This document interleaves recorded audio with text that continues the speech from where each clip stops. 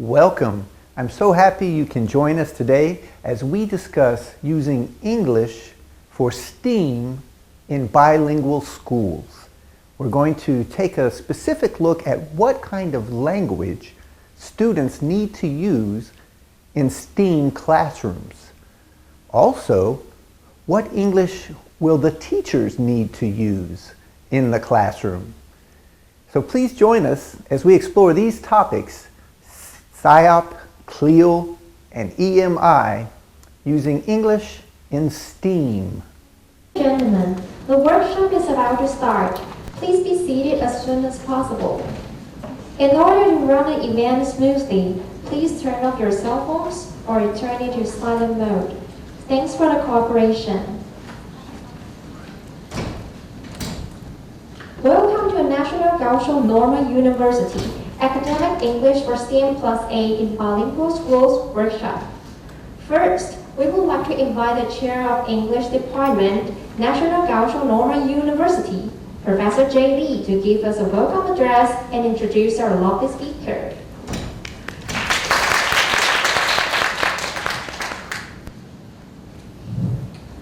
Okay, good afternoon, ladies and gentlemen. It's my great honor to welcome everyone to this workshop. The workshop, today is part of a project, funded by MOE to promote the so-called EMI, English as a Medium of Instruction, and CLEO, Content and Language Integrated Learning. That this is the project to accommodate the national policy of bilingual, nation. By the end of the year 2030, we hope to train about 3,000 teachers nationwide, of course, to be able to use English to teach various subjects. So English is no longer a subject, but also it's a language as a medium in instruction. So we organize various workshops, and I know the workshop will be very popular, for teachers from grade 1 all the way to grade 12. So today, I'm very happy to see that we have like a range of a wide spectrum of in-service teachers for our workshop. Our lecturer today is a very experienced teacher trainer. Originally, he's from U.S.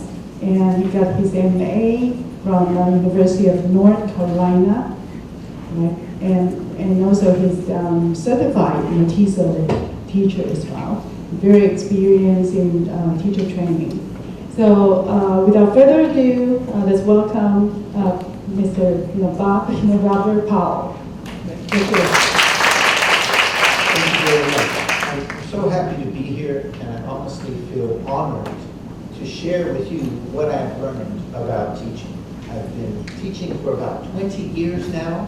I started in 1999, and now it's way past that. And I can share with you some of my experiences teaching in the USA. I began teaching in California. When I lived there, I was a substitute teacher in Southern California. That's how I started teaching. I was also a substitute teacher in New York City, these are two very diverse communities, New York and Southern California. If you go to Southern California, you can see people from around the world, and you will hear many, many languages.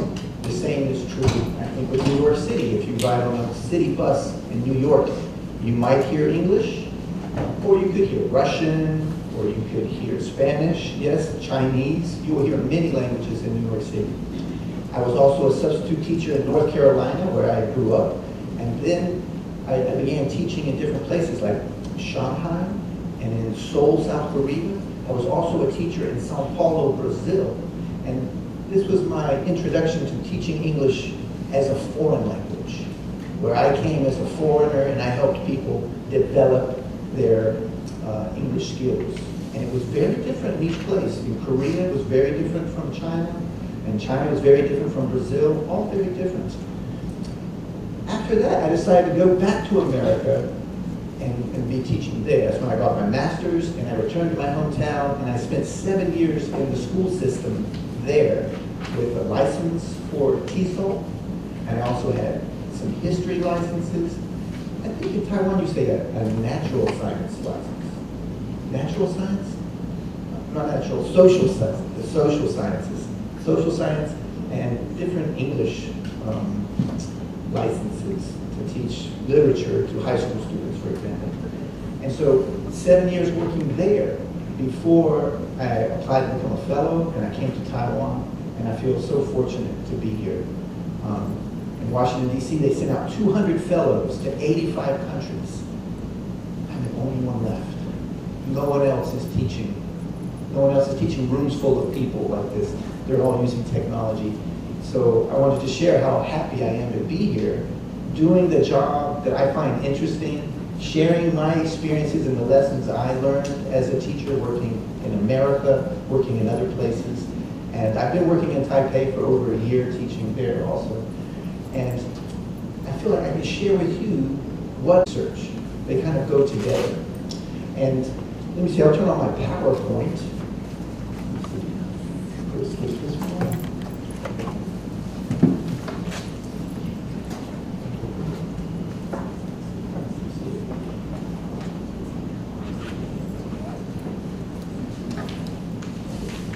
All right, here we got it. So academic English for STEAM in bilingual schools. I've been giving a lot of workshops on these topics all over Taiwan. I give a lot of workshops in Pingdong University in Taipei. I also give some workshops. And even these words, I feel like we could discuss for a long time what each one means. Because I could say bilingual education, and you have an idea, it might be different from my idea. And I can tell you, in North Carolina, where I was a teacher, people don't like to say bilingual education. It's not a popular idea. What they want to say is dual language immersion. I don't like that name. I didn't include it today. But that's what they like to say in America. And maybe it looks the same. Maybe two people can walk into a classroom and you might say, oh yeah, they're doing the dual language model in there. And I might think, well, I thought that was a bilingual education model. And I hope today we can know how to clarify these points when we're discussing with other professionals and colleagues about the work we want to do and the work that we think needs to be done. So I call it a bilingual school, and I'm imagining in the school there's different languages being used. You see, it's just a school, right? I didn't say it's the student or the teacher. It's just a school. And I've called it academic English. I want it to be a very specific kind of English that we can discover together and try to promote. And even with my term academic English, I always think there's two kinds. I have a good friend, Thomas, and we tell each other stories and say, well, you know, there's two kinds of cars in the world. There's a car that's a stick shift and there's a car that's a manual. And we just play games like this to say there's two kinds. There's two kinds of tea. You know, there's Chinese tea and then there's English tea. I don't even like English tea. But this is a game. And I think for academic English, we might decide there's two kinds. There's two kinds of English. Today, I chose some objectives. And the first one is to think about what teachers do. We are the teachers. We have a lot of responsibility in the classrooms. The parents come to us. The administrators come to us. So the first section of my lecture today, our workshop, will be what can language teachers do, or what can any teacher do? And I want to share with you how I use SIOP in the USA. It's a brand name. It's owned by Pearson Publishing. I have a couple books here. There's one out there. I'm sure you can get it in your library. I see some people looking familiar with this. This is the brand of teaching that I used in the USA. And my bosses would come in to see, is he using SIOP? And we would do training and There's a lot to learn about SIOP. So I want to share that with you. I think this is something that you can do. This is a resource and a tool for you to help students. Next, what can the students do?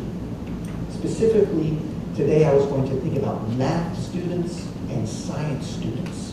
Under the umbrella of STEAM, we've also got some art and this and that, but today I want to talk about what do math students do and what do science students do.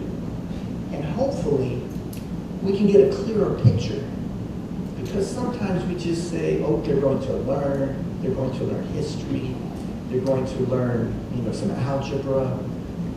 But that is not specific enough, I think, for me to make a good plan and to assess, did they meet these little goals? So what do the students do?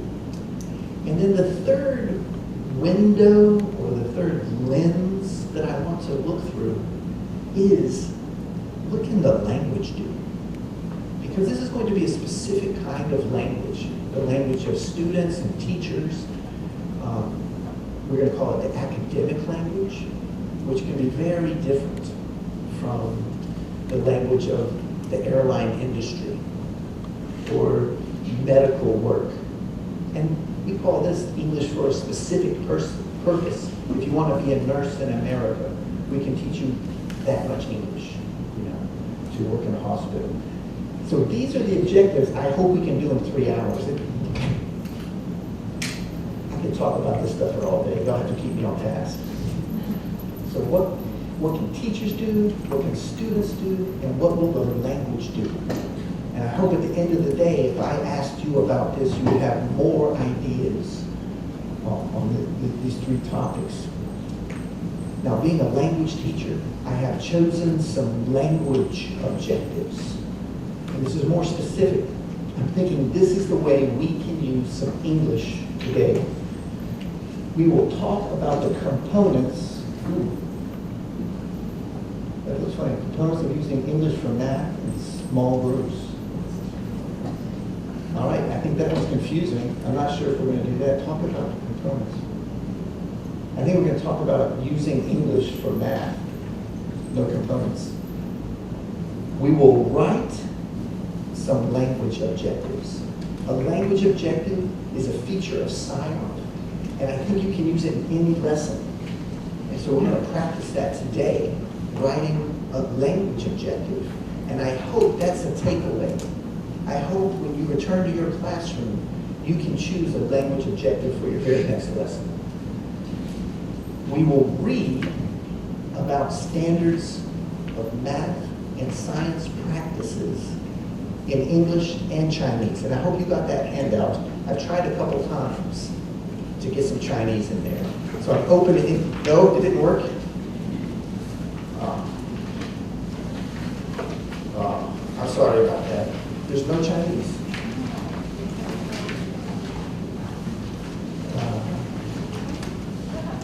There's no Chinese. Okay. Sorry about that. What about you, though? Can I hold for a moment? It's near the back. And I've tried a few times at the Chinese translation. I'm open to any feedback that you have about what the Chinese says. I'm pretty clear on the English part. But we're going to read about math and science practices. And this will help us really imagine, what do the students do in class? And we will write a lesson plan as a group, kind of following the model. So in this kind of situation, we will all sort of be writing similar things. We can do this together. But hopefully in this way, we can do some talking. Hopefully we can do some talking. We can do a little bit of writing. And if you don't want to write this, you might say it. We're going to do some reading and then hear a little more writing. These are my favorite language objectives. In the USA, I do not teach listening. My students hear English all the time. In Taipei, I often will teach some listening too, because my students might not listen to English when they leave the classroom. Okay? me see, the next thing I wanted to do was a Mentimeter. Have you guys heard about Mentimeter? This is a way I can ask you some questions in a poll, and then we can see the response for the room. I'd like to get some feedback about you guys. So see if you can take a picture or activate the QR code, and it will take you to the Mentimeter website. And on Mentimeter, I need to get a little information about you guys. What do you already know about EMI and CLIO and SIOP? Okay, I'll give you guys a moment to activate that, and then we'll look at the poll.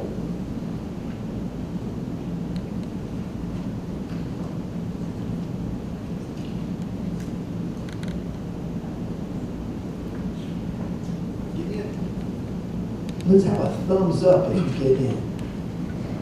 All right, got people in. We'll give you another minute for everybody trying to activate it.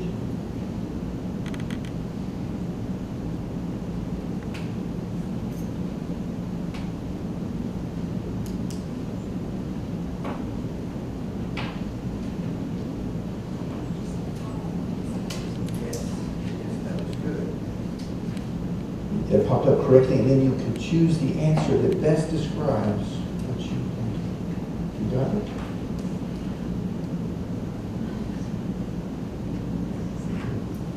Okay, I think everybody's got it. I'm going to turn off the QR code.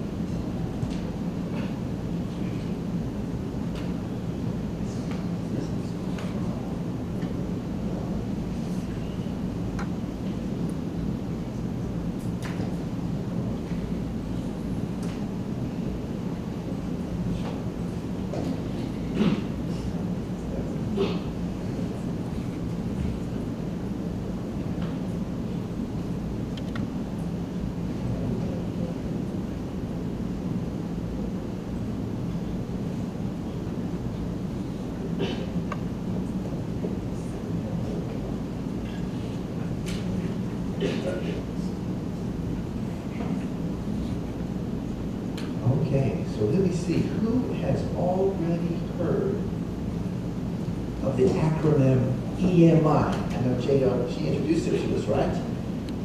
So have you already heard about EMI? Fantastic. Now this is another idea where I want to say there's two kinds of EMI in the world, right? So one person's heard about it. Anybody else? Do you see it on your phone? No? It didn't work? No.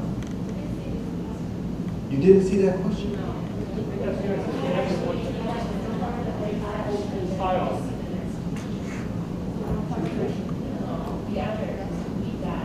Okay.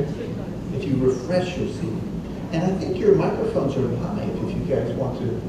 I hope we get some feedback. You can speak on your microphones. So a couple people said no, they haven't heard of EMI. That's fantastic. I would like to share with you some important ideas about EMI. EMI. For example, I have a few questions about EMI. So I think it says we just got 11 people in. Do I need to show the QR code? Okay, one more time on the QR code.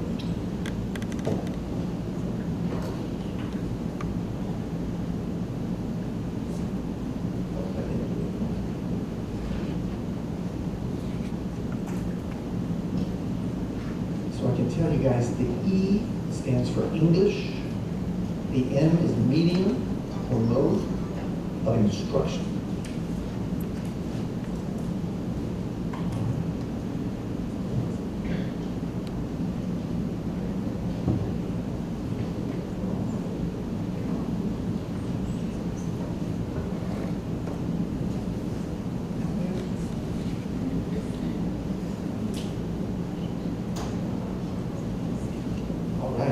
Those numbers look better to me.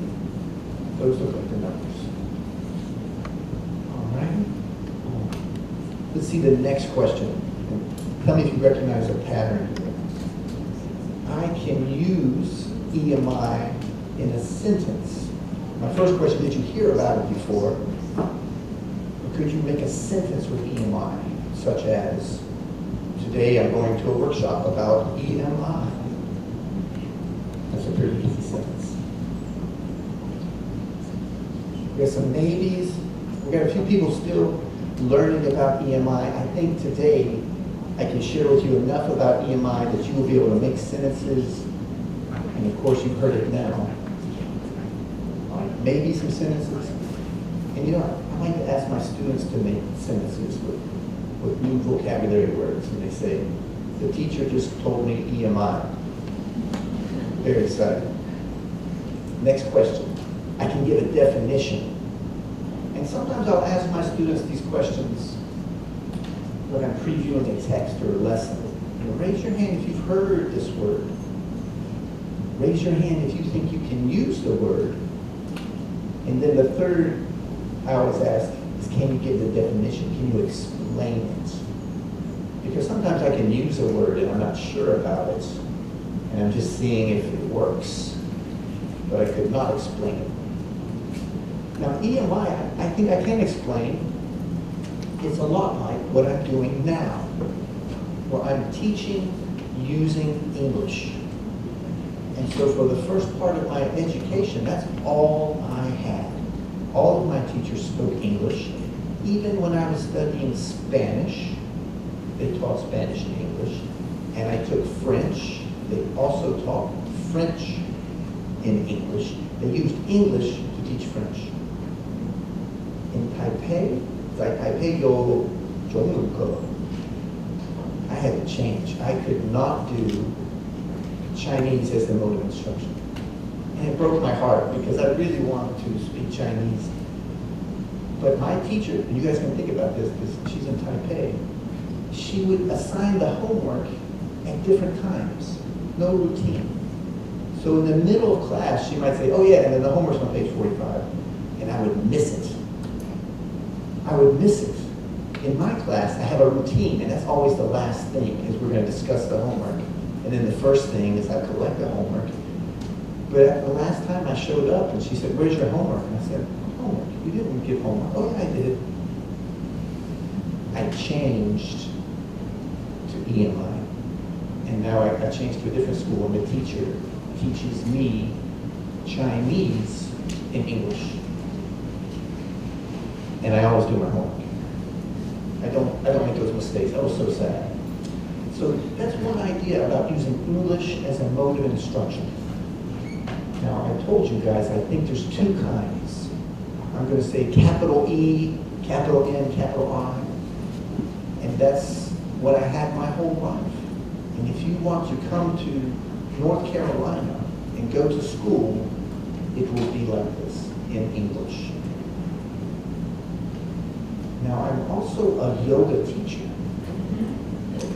And I did my yoga training in India, and they had 4 groups. They had the German group, the Spanish group, the French group, and the English group. And the English group was everybody who cannot speak German or French or Spanish. So we had Russians and Greek people, and all the Spanish people who said the Spanish teacher couldn't speak Spanish well because he was French. That was Spanish as a mode of instruction, teaching us to be teachers. And then we have to teach in English. Of course, I know English, but I need the Russian to understand, and I need the Greek woman to understand, and the French woman. There's mostly women in the yoga training. However, I had to nail down my narrative. I needed to be very clear on everything that I said. And it really changed my work as an English teacher. Before I would teach my yoga class, I would write down everything I said before class. Because we know English has too many prepositions. So I needed to be very specific about how to touch your toe or touch your ear or whatever we do. So that really changed my EMI. And that's something I think a lot of English teachers work on. And this is going to be a resource for English teachers helping the other teachers. In America, my PE teacher would use the strangest language, and I would say, you really have to be specific and clear if you want someone who doesn't speak a lot of English to understand. So that's EMI, English as a mode of instruction. It can be in the wild, if we go to England right now, or it can be deliberate, it can be careful, it can be specific to help the students. That's what we're after. Okay, I've got more questions. I have attended an EMI lesson. And I included this because so many people I meet tell me, oh, I went to the university in Wisconsin. Oh, I went to a university in Massachusetts. It's very common, I think. Did it disappear?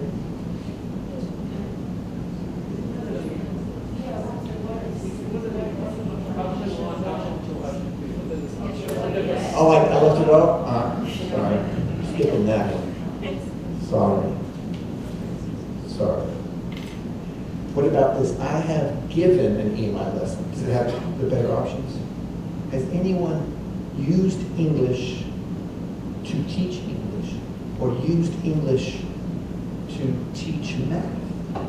Or yoga? Used English to teach yoga?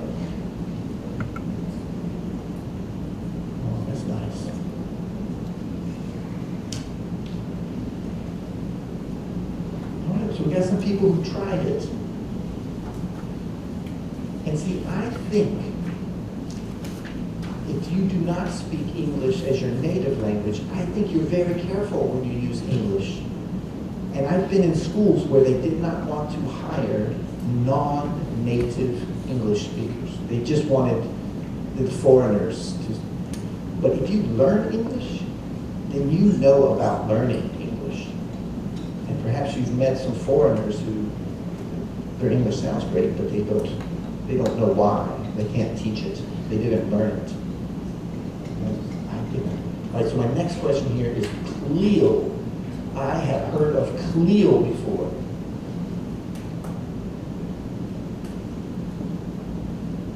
All right, see, this is very popular. I learned about CLIO when I arrived here in Taiwan. I did not hear about it in the USA. Oh, this is fantastic. So the people who say no, I can tell you that's content like yoga or like math. Language integrated learning. And my favorite part here is the learning, because that means it's student-centered. Once more, we're going to ask, what are the students doing? How are the students growing in their language and growing in the content? Boom. I can give a definition. Since we had 30 people, we had 30 people over here, I'm sure at least 20 could help us define what is CLIO. See, maybe, I think I am in the maybe group here. I have been researching it since I arrived. I've been reading about schools in Europe, schools in Spain, schools in Switzerland. And I'm still uncertain. I don't think I can give the definition. I can describe a little bit. No, I feel you, no. Content, language, integrated learning, it's a goal we have. And I've seen it happen in the students. I've seen them do it. Learn language and content together. Okay, I have given a CLIO lesson before. Has anybody tried this?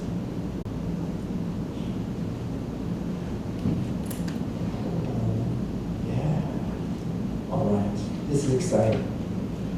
Now, everybody who's saying yes, I'm looking forward to some feedback. I think the microphones work, and I hope you will share something about CLIO with us.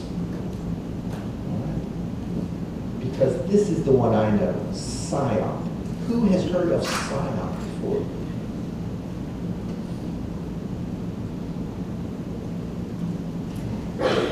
Now I'm going to just throw it out in sort of a simple way. SIOP is the American version of CLIO. And that's what I want to share with you, is the SIOP that I used in America. And if you know something about CLIO, I hope that you can help us compare and contrast these to see if it's the same. My opinion is if you look into a classroom and they were doing SIOP and CLIO, it would look the same. I think you would see the same kind of learning happening. Before we had it integrated, this S is sheltered, kind of like an umbrella, to kind of get you out of the rain so you can learn for a minute.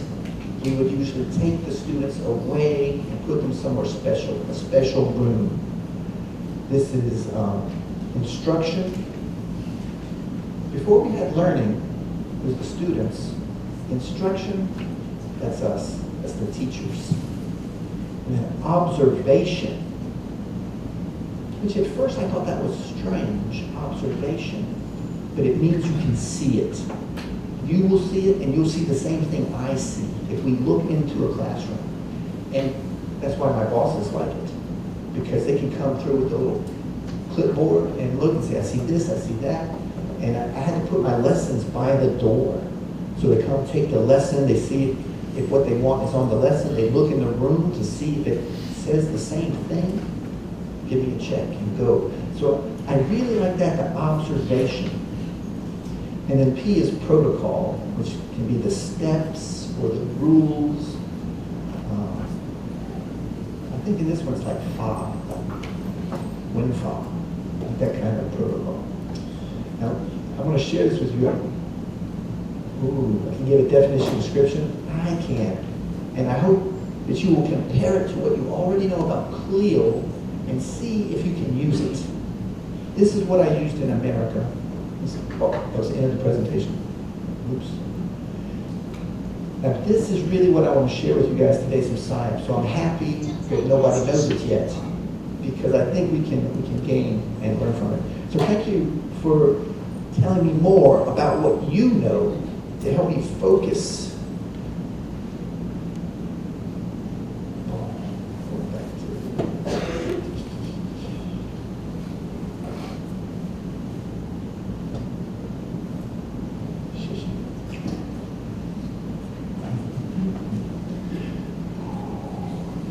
Now SIOP, as I mentioned, it's sheltered instruction observation protocol. Observation protocol. And I put some spaces if you want to write it down in Chinese on your paper. I'm developing my skills at making handouts. So I thought it might be nice if you wanted to write down what they are. And tell me if this sounds familiar. Lesson preparation. That's something we all do anyway. Right? If you explore the SIOP materials, and you look at their examples, they can give you some clues, some strategies, and some methods. Today, I want to recommend language objectives. Putting a language objective into your lesson plan. I think if you have that there, it would look like SIOP, it would look like bilingual education, it would look like PE class and a little bit of English together. Number 2 is building background. Sometimes we say activate prior knowledge. Really to get them thinking first. And this is so key. Sometimes it can feel like it takes too much time, or sometimes it can be ambiguous and not as clear as some other elements. However, I believe it's essential to build the background. Number 3, comprehensible input. Raise your hand if you've heard this before. Anybody? 1, 2, 3. Super. Comprehensible input.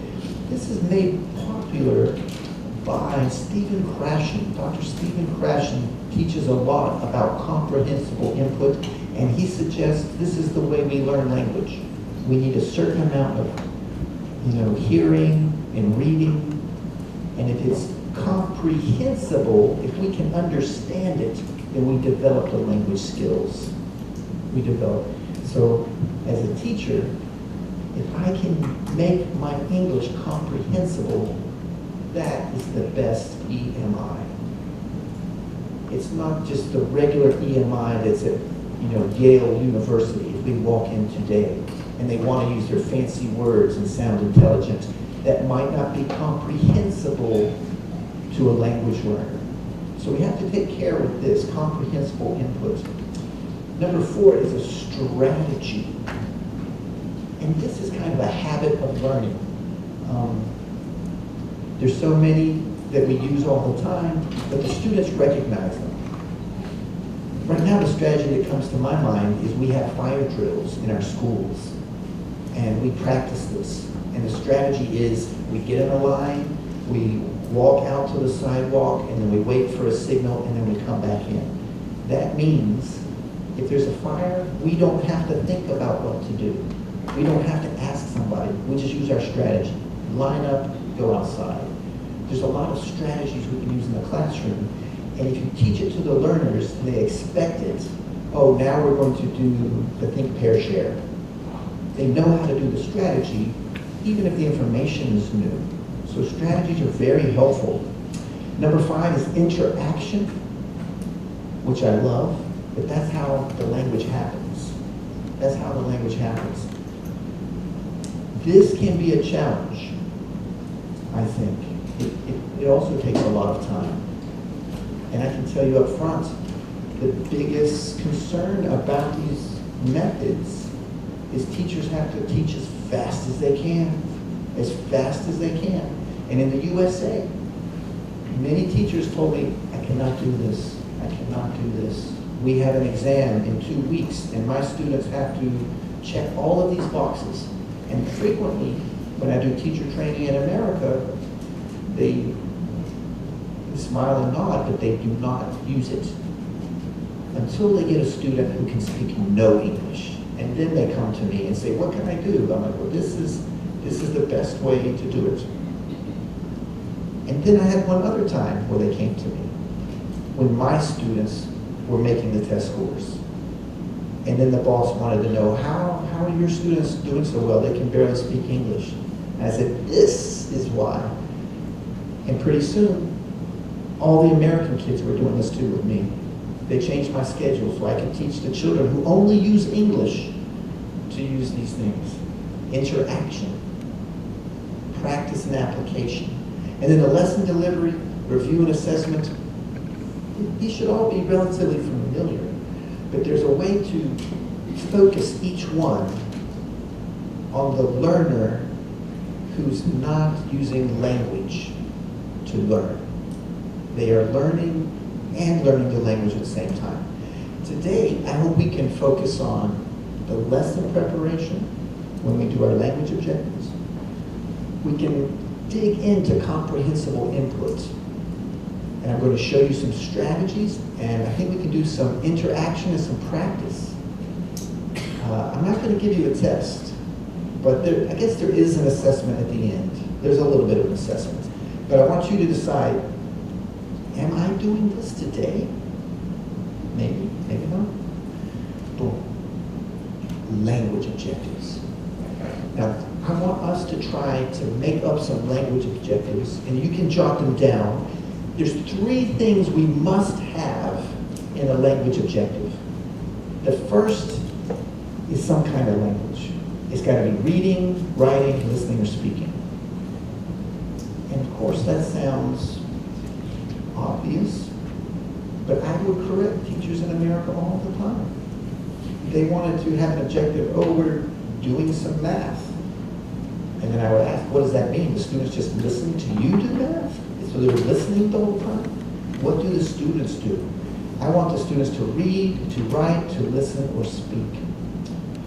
The second thing we want to have is some content, like yoga, if I'm going to teach yoga. Maybe it's going to be science, maybe history. Today we'll look at a lot of math and science together. And then the third ingredient to make it SIOP, to look like I'm planning, is I need some support. What's going to make it easier? You know what my Chinese teacher does to make it easier for me? May I hold this? She gives me all the tests on big paper because I can't see. I can't see well. I mean, this is small English. I'm much better with small English, but I have to wear glasses, and I started bringing a magnifying glass to read carefully in Chinese, and the teacher just makes the test bigger. Everybody gets this one, and she gives me a bigger piece. And that's a support.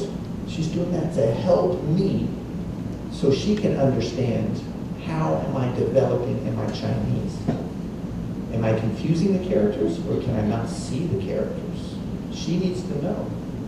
So we're going to put some kind of support. Scaffolding is another popular term.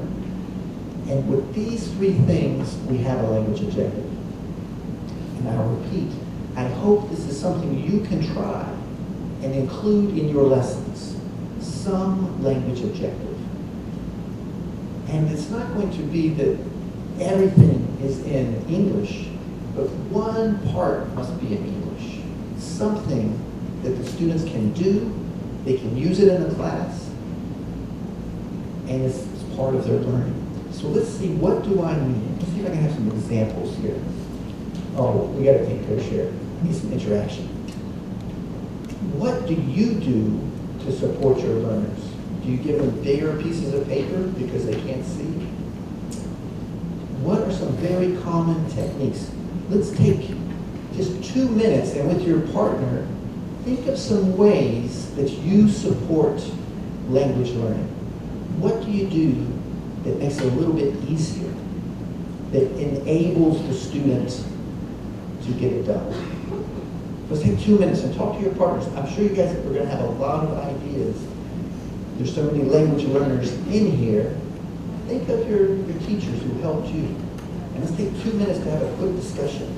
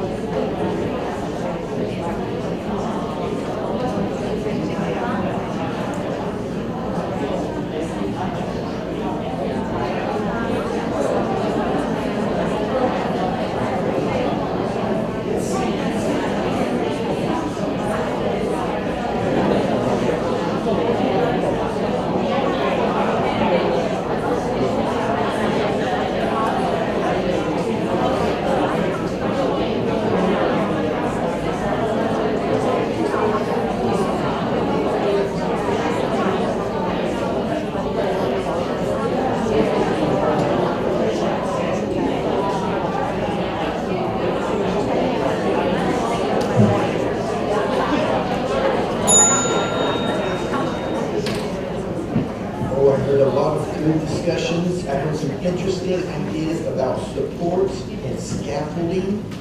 Does anybody want to share on their microphones? I think the microphones work. An idea of how to help students. What is Yes, ma'am.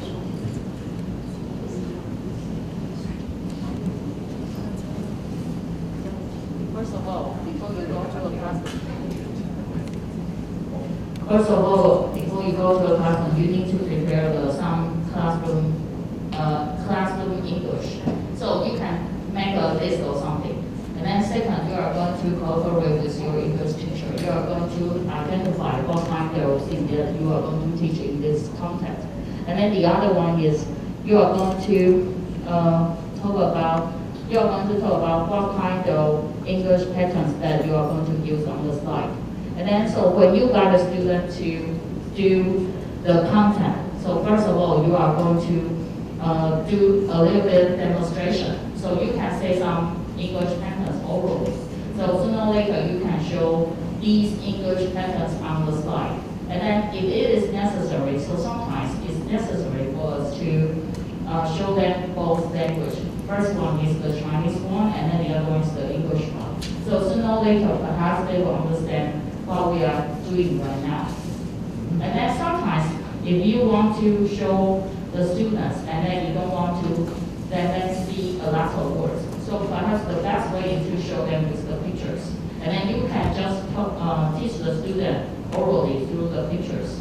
That's excellent. I could hear 4 different ideas of support in your response. If you don't mind, I'm going to repeat some of them. The first idea that I heard was, we call it front loading, where you tell them in advance the key vocabulary up front. Like before we read, before we have a lecture, we front load some key vocabulary or key ideas. I heard that idea. Also, she mentioned giving a demonstration or modeling the language. That's another classic support, the model. And I think she mentioned pictures and visuals.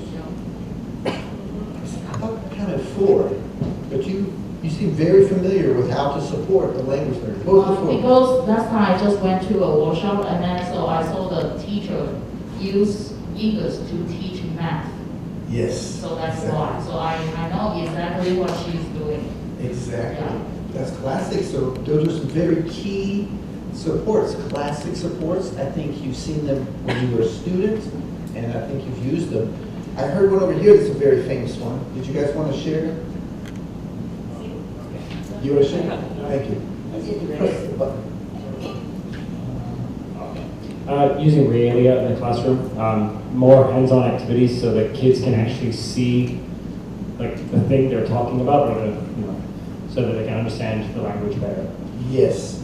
So if you don't mind, I'm going to repeat. I heard 2 ideas there. The realia, touching real things, maybe a fish or a plant. There's plants in classrooms, real plants. And then things the students can touch and manipulate.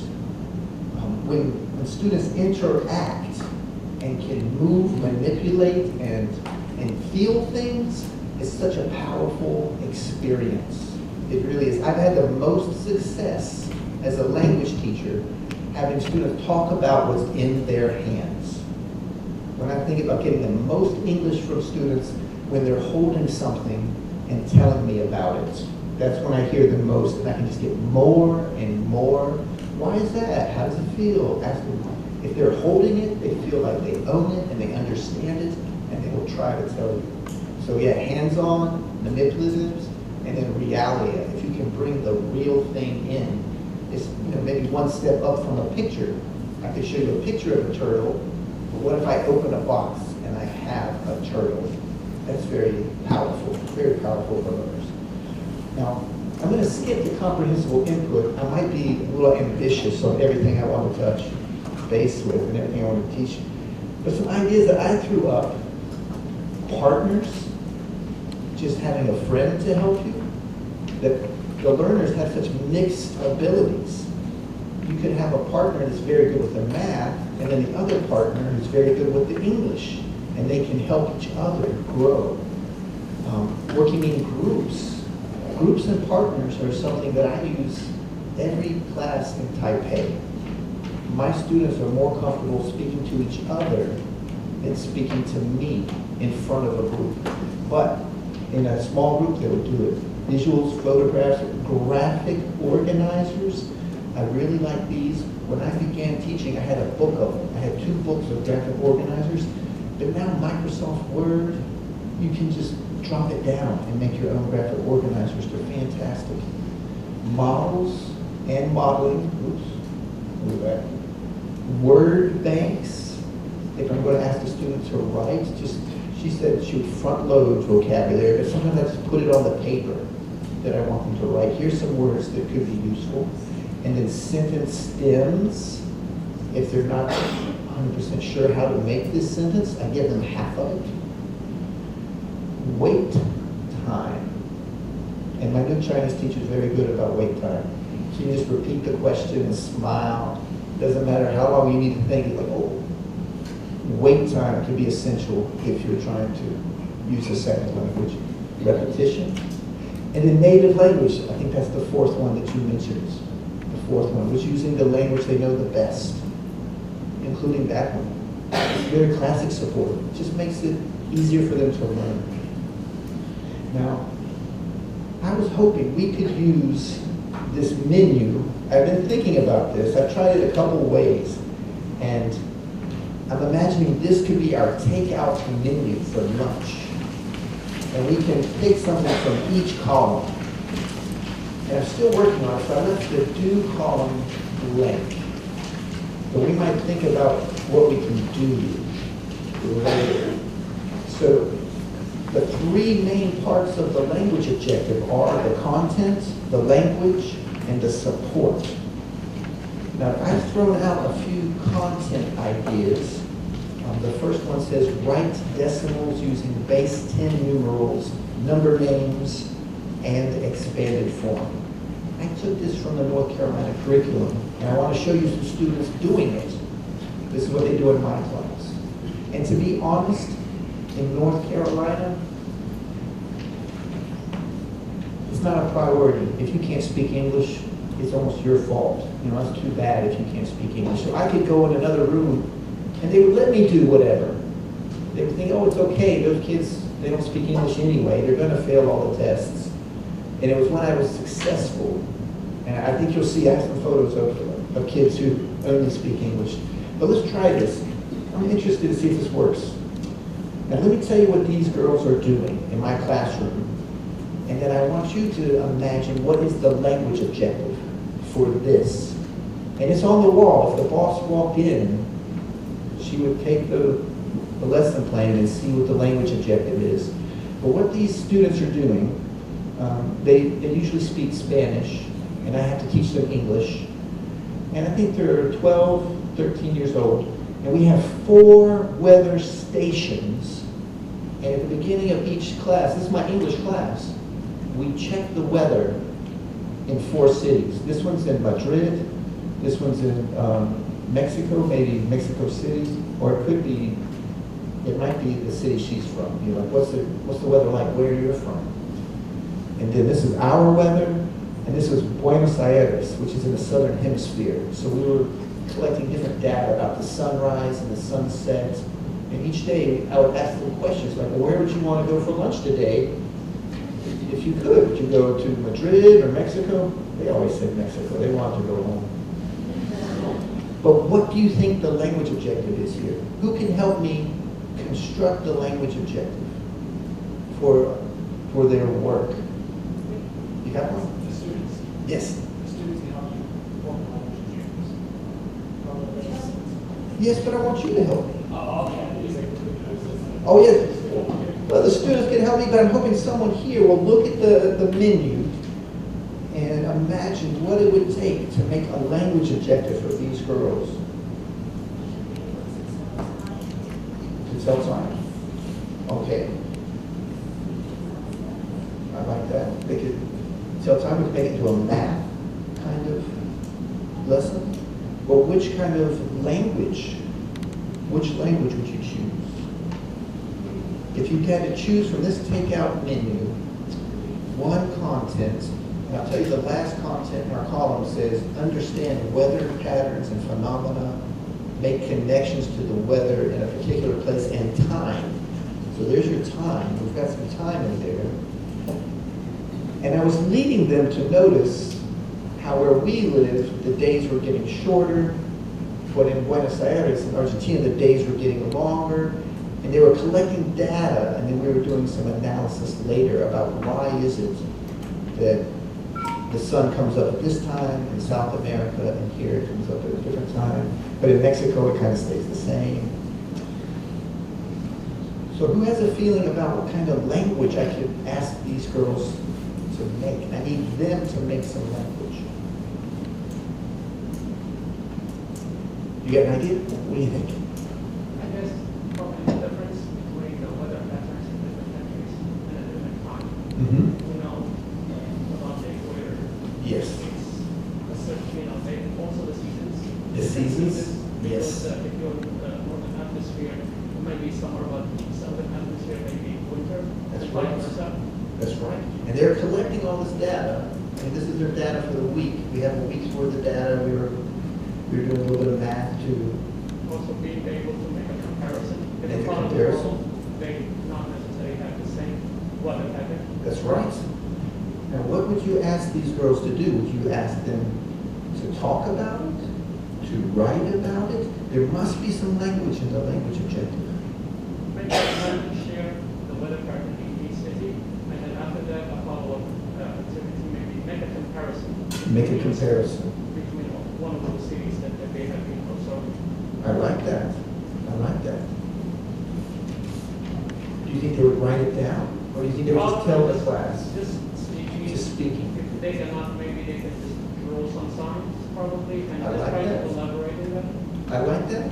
All right.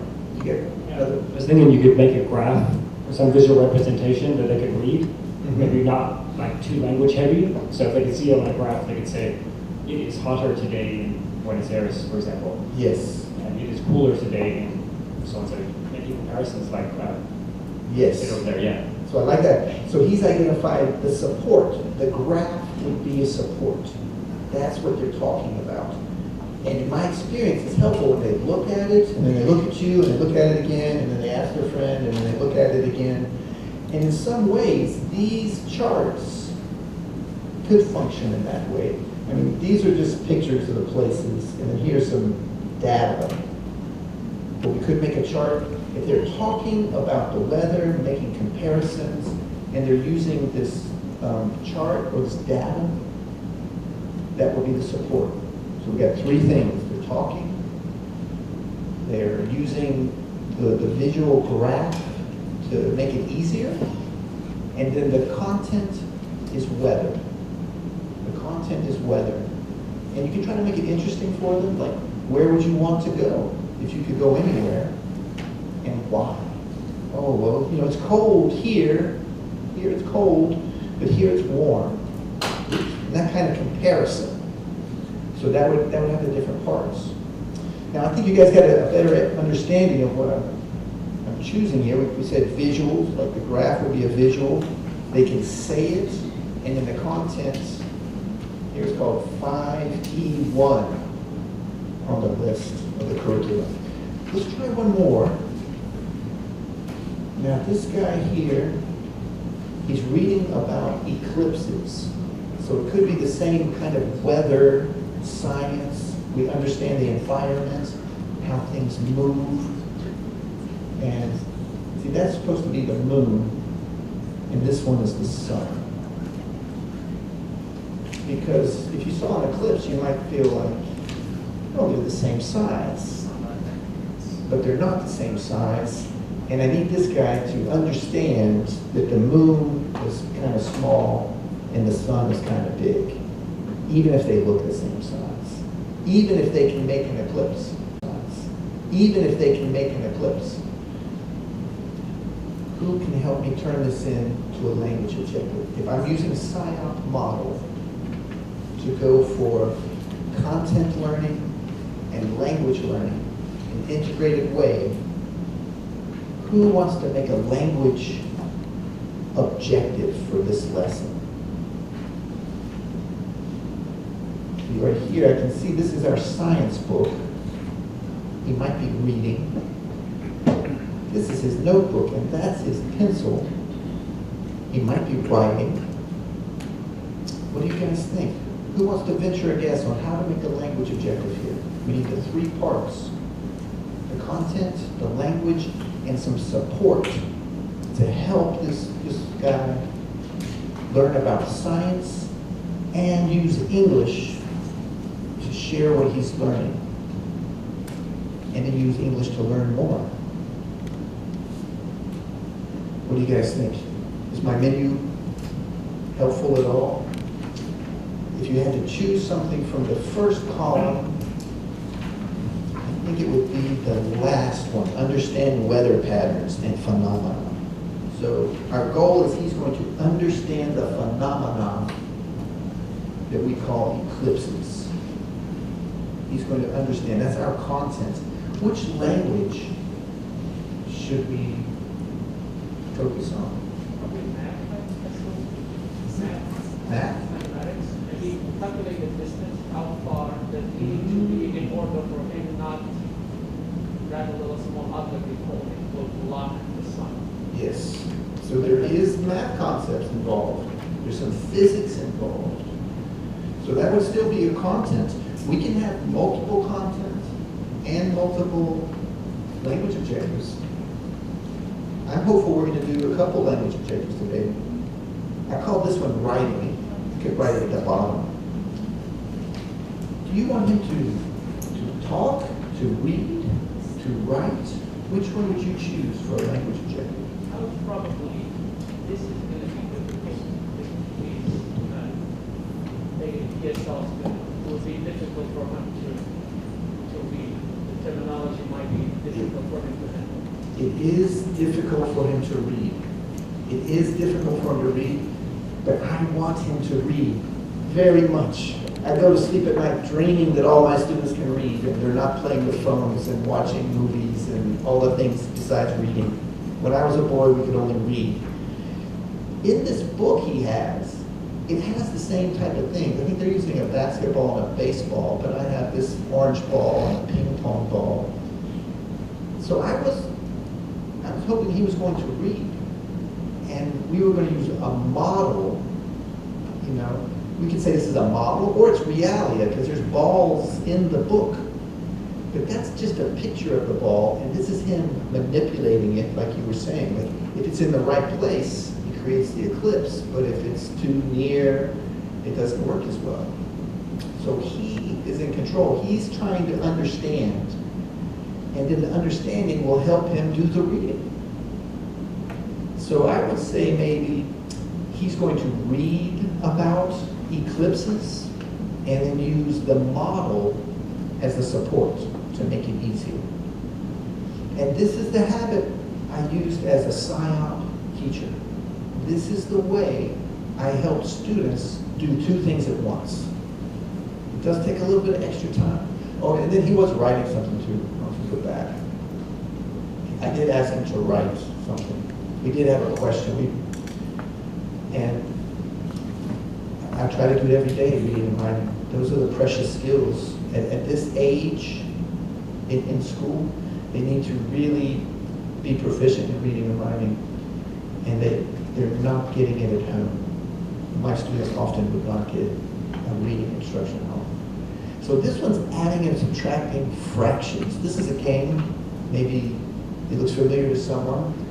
So in this game, the students are having a competition to see who can fill up and fill their hole with halves, thirds, fourths, sixths, eighths, and twelfths. So the math content is adding and subtracting fractions. That's what I want them to do. The language, here they're reading a little bit, and also they're talking about it.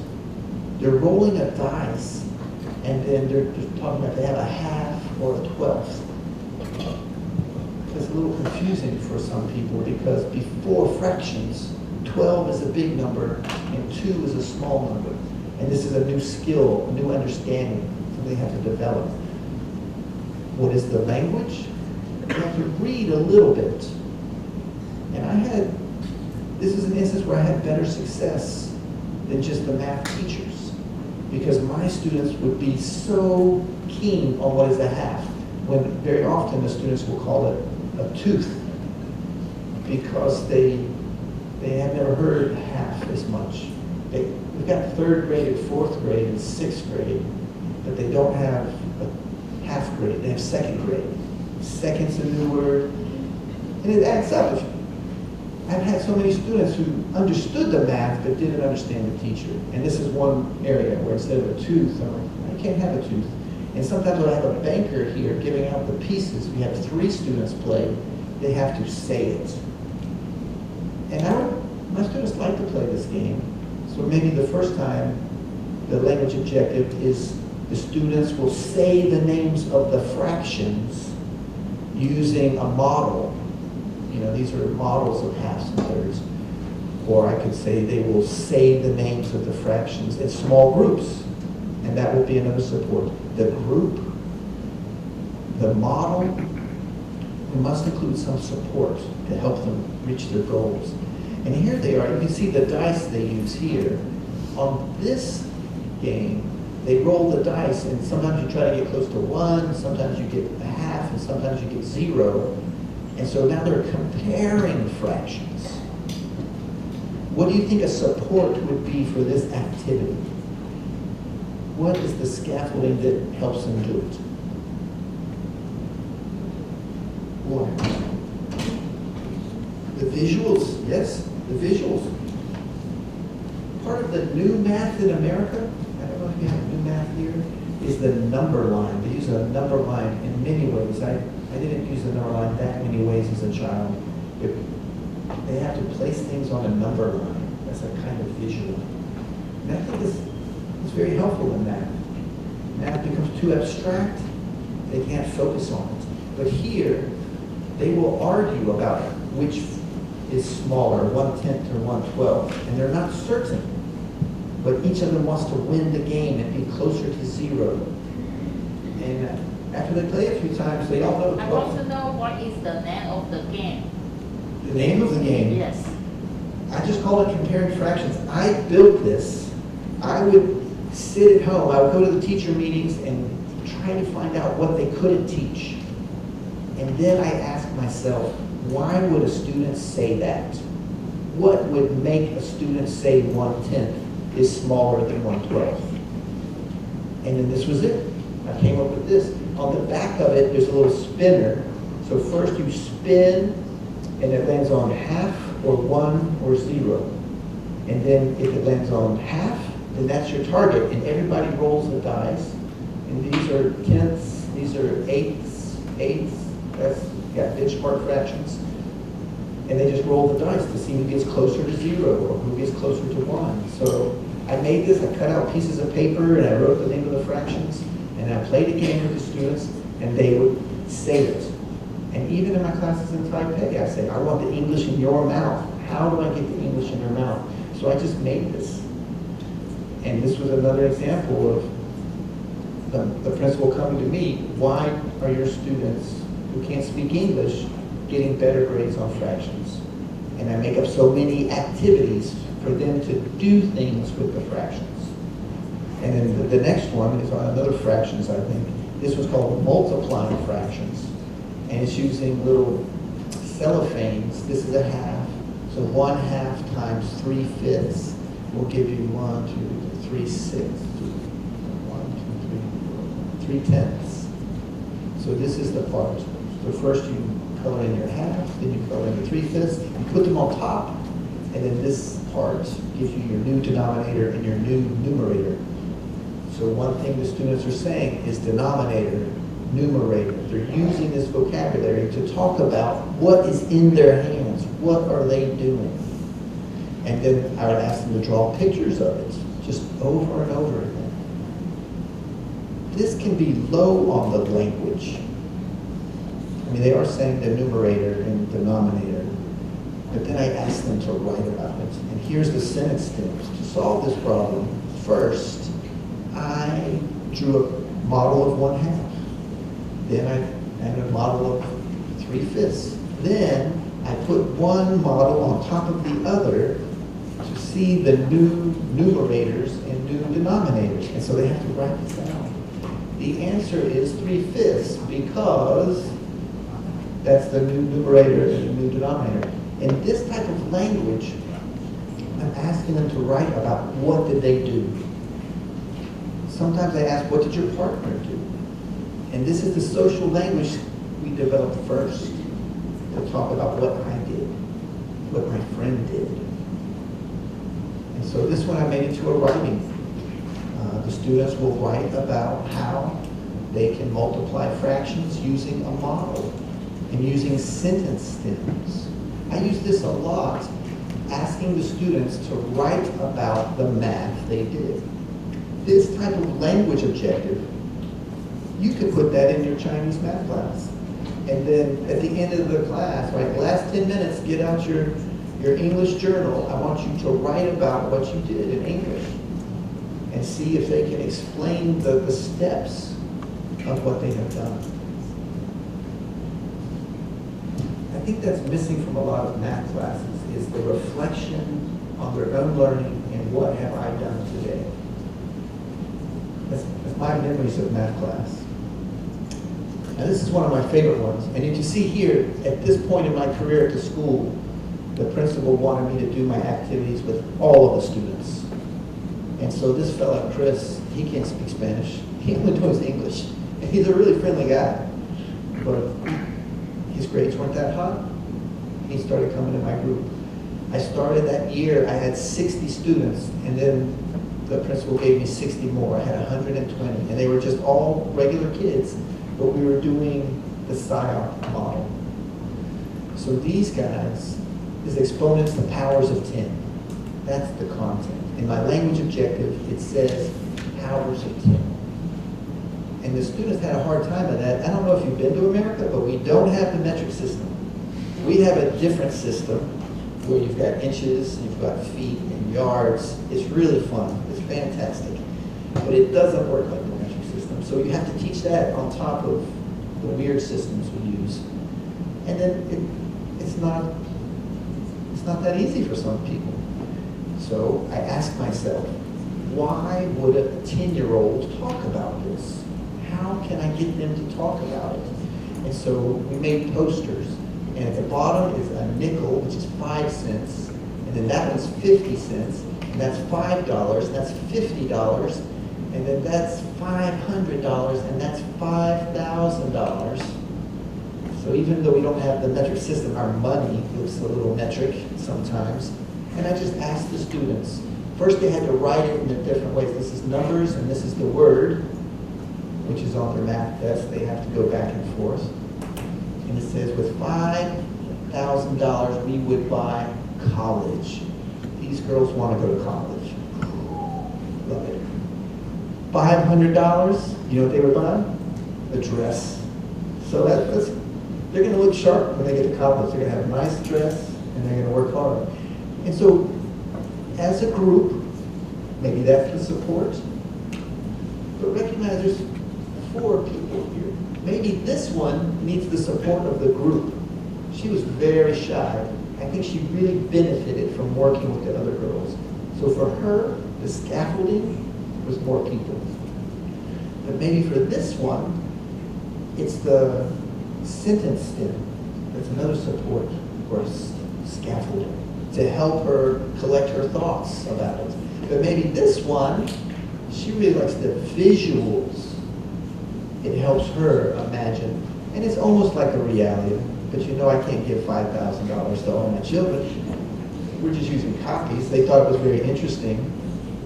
And they all said that 5 cents, you can't buy anything in America. You can't buy anything. Now when I was a boy, we used a lot of coins. But now in America, maybe Taiwan too, you don't use it Easy Pass or use your phone or use your card. You don't have to use the money, but I asked them to. And then speaking. They would show it to the whole class. They would have to read the numbers and talk about what they can do with that money. So I'm trying to find out what will the students do with these words. It's hard if you give them the words first and then ask them to use the words in some situation. This is a clear situation. I'm giving you money. What are you going to do? We're buying video games. We're buying a bicycle. You know, each one gets bigger, buy something bigger. So a lot of different scaffolds. There's a little bit of writing here and talking, writing and talking. No reading in this activity. A lot of math. Okay, so this one I don't think is on the menu, but can somebody tell me what they think these girls, I think they're about 5 or 6 years old, and we're rolling the dice, and if they all say the same thing, I'm going to give you a sticker. I've taught all kinds of ages. I've taught little people, big people. It's fun. Same principles. I feel it's the same principles. Can somebody make a language objective? What kind of language do you think the girls are doing? What kind of content? They're not doing yoga. Who wants to volunteer? Oh, thank you, thank you. They can count how many dots are there on the dice. And then they can also recognize the English word 6 and also the number 6. So probably they are learning about the numbers. Yes, exactly. They're learning the numbers and they can't read very much yet. So I think the skill, they're really focusing on that first letter. That's the level of reading for these girls. But I'm going to say this is reading. And would you be surprised if I told you that she was cheating? She did not really roll 3 6s. She kind of just... But I loved it because I knew she could read it. I knew she knew what the 6 was. And this is a kindergartner, first grade kind of math, making different representations of number ideas. So that's a 6, that's a 6, and that's a 6. And they have the greatest trouble with 4 and 5 because they both begin with F. And usually they want to read the first letter and guess at the word. Yes. So I think that's the last one. Now, I have a picture of a pizza. And the pizza is a metaphor for me. And I'm thinking that, like for example, I don't eat meat. I'm a vegetarian. So if I look at that pizza, I think it's got meat on it. I'm not going to eat it. It's not vegetarian. And I think it's an interesting example because what makes your lesson bilingual? Does everything have to be in English or just something? Does the teacher need to use English or just the students? These are important questions. So I'm going to suggest that this little pepperoni, that makes it not vegetarian. If you put a language objective in your class, I think it will make it a bilingual class. I don't know if that's what everyone's looking for, but I strongly believe that in this situation, English is just a snack. It's not a big meal where everything's English. You just fill up on English. So that's why I wanted to show this picture and imagine that just by adding a little bit of something to it, like maybe the bread and the tomatoes and the cheese, that can be like Chinese, that can be a lot of the math that we need to teach. But then just stick on that one piece of pepperoni and say, oh, we're going to talk about a little comparatives of bigger and smaller in our math class today. We're going to use a little bit of English. The students are going to speak about which numbers are bigger and which numbers are smaller. That much. And maybe it's just at the end of class, after they've done a lot of interesting math, creating numbers. At the end, we're going to practice our English and talk about what you've already done. Just add a little pepperoni. And I tell you, one reason this is a powerful metaphor for me is before I started teaching in '99, I worked at a pizza place, and I sold this lady a pizza, and if you, pepperoni was free, like you could choose 2 toppings. Does anybody like pizza? You could pick a couple toppings, but if you want chicken, you have to pay $1 extra. And she asked for chicken. I said, okay, I'll get you chicken pizza. And then she complained.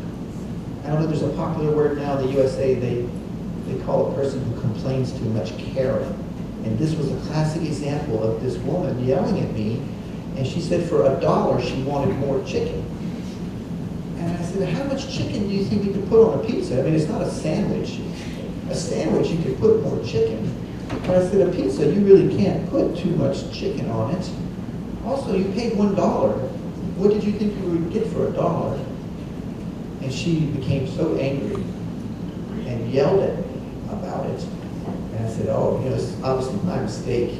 Here is your $8 back. Please go away. And she was shocked. And she complained, and you know, my boss said, you can't talk to people that way. And I was like, I didn't know what to do. Because they measure it. Like if you ever worked in a kitchen, there's a little scale, and it's pre-portioned out. You pay the $1, like here's the chicken, we spread it around.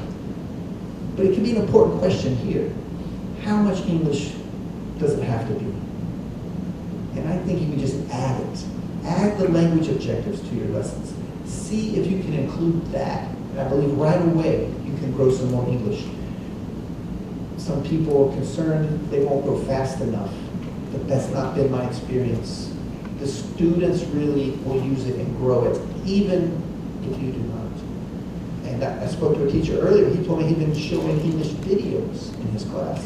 He doesn't have the skills, but he likes to show a little bit of a YouTube video in English. To me, that's it. And then, of course, you know, if I was really hungry, I'd just take that pepperoni off and I might eat it. But usually I'm not going to eat it. I would say that's not vegetarian. That's not vegetarian. Now coming up, I want to talk about the standards of math practice and the standards of science practice. Now we're going to take a coffee break about 3:30. But I wanted to go ahead and mention this because maybe you can tell me, how can I get that on my menu? That was going to be my fourth column, is picking out something the students would do. So maybe we'll just introduce this now, and after the break, we can really get into it. But in the USA, we have a curriculum called the Common Core, and it includes these practices. This is what we want the students to do. Now, I told many people, I don't care for math. I don't like math. My whole life I've said this. Oh, I'm not very interested in math. But the truth is, I just didn't like math class. When I got out of math class, I loved doing math. Geometry, distances, how much money do I have? You know, when are we going to have coffee? I use math all the time. I just don't like math class because it was just sitting and watching a teacher do something. And I left a Chinese class that was like that. We didn't do anything. The teacher did a lot, and there was no interaction. Fortunately, there's a lot of Chinese teachers in Taiwan. So this is the list of 8 things. The first thing, make sense of a problem. Try to understand it. I was able to make many lessons in the US just talking about the math tests now. We didn't even try to find the answers. We would just read the problems and decide, what operation is this? Is it going to make the number bigger or smaller? We wouldn't do the math. We would just try to understand the problem and persevere in solving them. That part's a little bit mysterious. I don't know if we'll have time to really get into the perseverance, but that's an important part also. Number 2 is reason abstractly and quantitatively. Number 3, I'm really getting happy. Construct viable arguments and critique the reasoning of others. And I said yes. So I'm going to read that one more time. Construct viable arguments and critique the reasoning of others. Okay, let's flash back. Let's see, flat pizza. Do you think these 2 boys would argue about what was bigger, a 10th or a 12th, if they're in competition? If he feels like he always wins, but no, I'm sure a 12th is smaller because of that other game we played where 12th was really small, and these guys are, I don't know, 10th. I think the 10th is smaller. And they would get out a ruler and try to measure it to see and really understand. So that made me happy. I really like this one. Critique the reasoning of the wrong way around. Comparing fractions, multiplying fractions. Number 4, model with mathematics. See, think about my friend with the eclipse holding a ping pong ball, just moving it to see when is it the perfect size, what would that distance be? Modeling with mathematics. How many of my examples included models of math ideas? And it's not just good for language teachers, this is what math people do. Attend to precision. Be neat. Be clear. Maybe that's why I don't like math. Look for and make use of structure. Grammar. This is grammar. Look for and express regularity in repeated reasoning. I was really getting happy when I learned this because I could put this in my lesson every time. And I had an experience where when I showed you some elementary school children, I left and went to a high school to teach immigrants, and they made me the math teacher. And they gave me the papers and everything. I said, no, there's a mistake. I'm not a math teacher. I don't have a math license. I've got the history license, the language license. They said, it's okay, these kids don't speak English anyway, it doesn't matter. That's an honest attitude. And I tried to get them to switch, and then the history teacher didn't have a history license, and I kept saying, why can't you make her teach math? Because I've got the history license. I know I can teach history better than her. And then at least the kids would be getting half of it. So this was my key. So I want to dive into this and compare it to science, but let's also take a short break. We've got some coffee and tea in the next room. Maybe we'll take 10 minutes. If that's enough time for everybody to get through the line and take a bathroom break. And then this is where we're really going to talk about what does a student do? What do we want them to do in class? Not just listen to me, but the students should be doing things.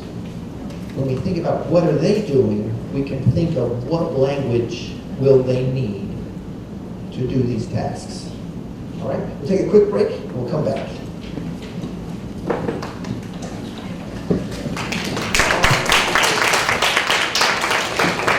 I hope everybody enjoyed the break and got a fresh drink. And I think we're going to have some questions at the end, question and answers. I already heard some great questions on our break. My colleague here went to the University of North Carolina. So, woo-hoo, North Carolina. And she talked about, at the break, English as a medium of instruction when the professor doesn't really know someone is using English as an additional language, as a second language or a foreign language. She said it was very challenging to do some of these, to make sense of the problem. That was a great struggle in her math classes in North Carolina. She told me the professor would speak quickly, and then Taipei, my students tell me I start slow, and I get very excited about F. Scott Fitzgerald, and I start talking very fast about the Great Gatsby when I'm excited. So professional, EMI, speak slowly. So to make sense of the problem, part of my job was reading math tests to students. Something happened, and math tests require reading. It's this idea, and it's a pretty good idea, that math should be about the real world. So now in the 5th grade, every math problem is a little story about I'm making cookies for my friends, and I have 7 friends, but I came up with 14 cookies. How can I break the cookies in the right amount of pieces so everyone gets the same amount? This is what a math test looks like now. So in my district in North Carolina, if you have less than a 5 on your English reading exam, I read you the exam. Everyone who gets a 2 or a 3 who doesn't have strong reading skills, I read the math test. And after maybe 1 or 2 years of this, I became fascinated, maybe obsessed with math tests. I did the training so that I could write a math test. even though I don't want to write a math test, I wanted to know who was writing these math tests. And then one day in a meeting, I got upset and I complained about, well, these tests are ridiculous, and blah, blah, blah, blah. The other teachers don't know. A regular math teacher cannot read the math test. Only I could read the math test because I'm the English teacher. And this is why I'm sitting in their meetings, listening to them talk, and I want to say, well, what if we did it this way? And I'm like, oh, that takes too long, blah, blah, blah. I've seen the test, but I'm not, I mean, it's unethical if I say, well, I saw the test, and I know what's on the test, and we should really focus on this. But that would inform my activities, and I would ask, how can I make the students talk about this so it sounds something like their singers? And I did a lot of research. I read all of the different ones in America. There's 3 publishers, and I looked at different states because we've got 50 states. If you live in California, the math test has numbers. All the other states, they've got stories.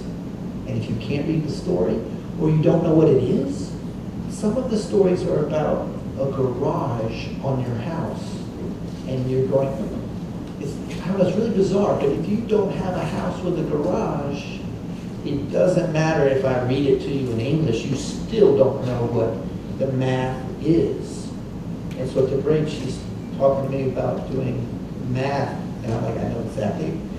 I think it's very similar. And I told you guys before, this is for, you know, my 10-year-olds, 5-year-olds, and university students. They do this in math class. This is what they do. Make sense of the problems. And one year I was just following this Korean boy through his math class, and they were talking about greater than and less than. And I just looked, I said, which one is big? He could do it. This one is big, but greater than and less than, he doesn't know. So that's comprehensible input. That's making sense of the problems. And I hope you can see how these different views or these different considerations can inform your lesson delivery and when you prepare a lesson. Now we have one very similar for science. Oh yeah, oops, sorry. This was a math lesson, and this was precision. I rejected that right away, because here it says, where does it? Use or attend to precision. And that's a funny word. And if you were, this was a 9-year-old who made this. I had a wall, and on the wall we were doing some math ideas. Of like 3 colors 8 times makes 3 times 8. And once more, I'm trying to ask myself, why would a student say 3 times 8? They just memorize it. But this was 2 times 12, and I said, I am not putting that on my math wall. That is not precise. Look at this one. This is precise. And this is, I guess, okay if you're 9. But this one, no way. That's not precision. And that's me being a math teacher. Math is precise. So here, the 8 standards of science and engineering practice. And they're similar. Number 1, ask questions. If you're into science, where's the water going?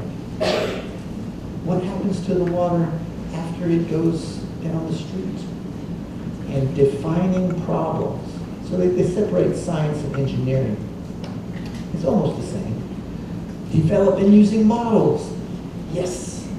So that boy holding the ping pong ball, making a model, that's the next level. Reading it in a book is still kind of abstract. It's kind of representing something that's representing something. But when he models it, he's using science. Planning and carrying out investigations. So far, I can think these are language. I can use my English to do this. Analyzing and interpreting data.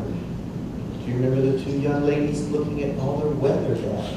They were collecting data, then analyzing it. They were being scientists. Use math. Now this is the most fun one for me. This is the one I love. Because I ask people sometimes, do you think it's okay if they need math, Maybe we'll just teach them math for 8 years, and after they learn all the math there is to know, we can go back and start science. No, you just teach them a little bit of math. It's the same with English. Give them a snack of English. And so I wanted to just put, 5.5. Use English and math and computational theory. Now we're bilingual if we're going to use a little bit. And how much math? Is it still science if we're doing math? Or are we doing a math class now? These are the questions I like to ask about using English for instruction. That's where my pizza is. What if we put, sausage on the pizza? Now we've got English and math in the science class. And that's because the math here is a tool for the scientists. English is a tool. That's what we want the students to understand. That English is a tool to do something. It's not just changing everything in the school over to English. And I've given workshops to teachers up in Taipei. There's 2 gym teachers in one of my last workshops. One of them speaks perfect English. He's a gym teacher, works in a bilingual school. The other fellow does not speak English.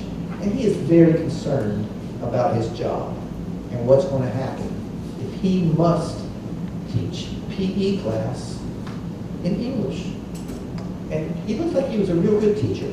He was coming to my workshop. He came to 2 workshops to get ideas. He's really worried. But the guy who speaks English, his students are worried. They said they don't like going to PE class in gym anymore. Used to be the best part of the day, but now you messed up gym because it's all in English.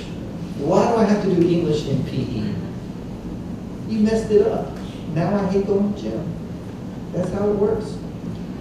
Okay, construct an explanation. That's English. I can use English to explain something. Design a solution. Engaging in an argument stemming from evidence. This sounds like my English class. Can you support your reason with a detail from the text? This is my standard English kind of saying. Oh, I agree with what you're saying, but can you show me in the text a detail that supports this? This was my saving grace when I had to be a science teacher. I mean, I got a science license too, but this showed me what to do with English, which I would prefer. I would prefer to be an English teacher than a math teacher. After 1 year at high school teaching math, they let me be the history teacher. They did. I've had a strange teaching career, but I had moments in that school when I'm looking at a situation, it's a tough situation, and I just said, this is going to make me a better teacher. And that's how I got here, sharing my solutions with you guys. So if you had a bad day, you can say, all right, well, this is what's going to make me the best teacher I can be. It's not having smart kids who always do their homework. It's figuring out a solution, designing a solution. So these are the situations we need to imagine the learners. I said before, the problem is the schools are designed like this, where I just talk to you and all my ideas come out of my head and they go into your head. But I would like it if you guys could also talk and share and be more active. That's what we need in the schools. So this is an opportunity to reimagine what are the lessons going to be like. And in my imagination, I could see you like doing your regular lesson and then adding something like this at the end. Like doing this a few times a week where the kids are modeling the eclipse, developing using models. And as I said, they will talk about what's in their hand, what they can see and what they are doing and what their friends are doing. So let's have another quick discussion, just at your table, focusing on numbers 1, 3, 4, and 6 for science. And think about what kind of language do you need to do it. So let's see what it said. Number 1, asking questions. Well, we're going to have to teach them about that word do. We have a funny English word do and did and does. We'll have to teach them that if they're asking questions. Analyzing data, planning and investigation. What was it, 3, 4, 5, 6? An explanation. Let me see, 1, 3, 4, 6.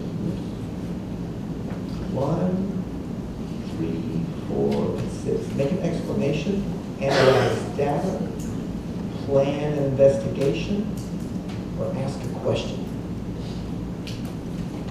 So let's think about with your group. What language is that? Do you think they're going to be speaking? Are they going to be reading? Will they write something? And I'm the SIOP salesman. The O is observation, which means you will see the students talking. You will see the students with pencils or typing. So we're going to observe the language. What language do they need for this? And for this? And for this? So let's have a 3-minute discussion. And I throw down here, energy and heat, plants, weather, physics. If you need to imagine the science that you're doing. How can they ask questions about plants? How can they interpret the weather data? We looked at some girls. They had some weather data. If they're scientists, they need to do some analysis. But what language will they use? So let's take it 3 minutes. Share with your partners, your desk mates, what kind of language would you want?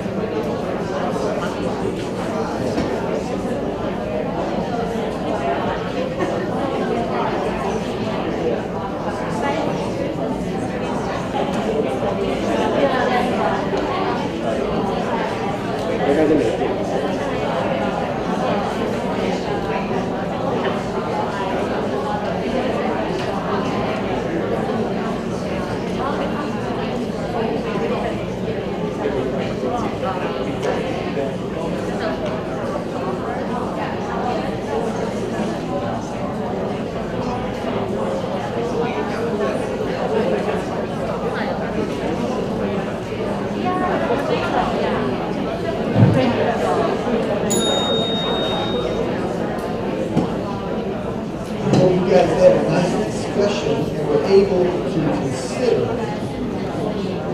what kind of language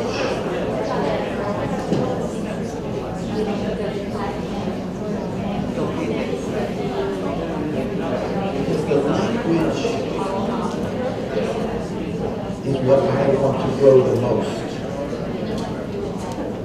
In the USA, we use SIOP to lead everybody to English as a mode of instruction. That would be one difference compared to TEAL in Europe, where Europeans are multilingual. But in the USA, everyone speaks English in the university, so my goal is to use SIOP to grow the English. That's why I'm always thinking about the language here. Does anybody want to share some ideas they have about what kind of language you would need to do this science? Perhaps maybe each student to ask the WH questions. They need to know WH questions. WH questions, fantastic. Also, some tense and grammar, and tense corrections. Yes, and tenses. And also the structure of whether you need me to focus on question 1 or question 3 or Anyone that you wanted to share your Well, ideas? perhaps the final part about your analyzing or interpreting data, students need to use some phrase, even like according to our research, or based on our studies, or Yes. in conclusion of that. Yes, so that would be a good piece of a sentence stem, to give them a few words to add their ideas or to add the data. So we could use some sentence stems to frame data according to research, the figures show. We could give them a little piece like that, and then they add on their information to it. So that would be a super support. And then some language ideas, WH questions. You know, the auxiliary verb do. These are kind of language we can build in so that they can use their English to ask questions, analyze data. And did you want to share an idea too? Yes. Still the same. First of all, you are going to identify which one is the language part and then which one is the content part. As for the content part, the best way is to read the textbook from the foreign countries, for example, the USA or maybe UK. And then so focus on this one. So probably sometimes the teacher will not be familiar with the science or doesn't know how to say them in English. So the best way is to type some keywords in the YouTube.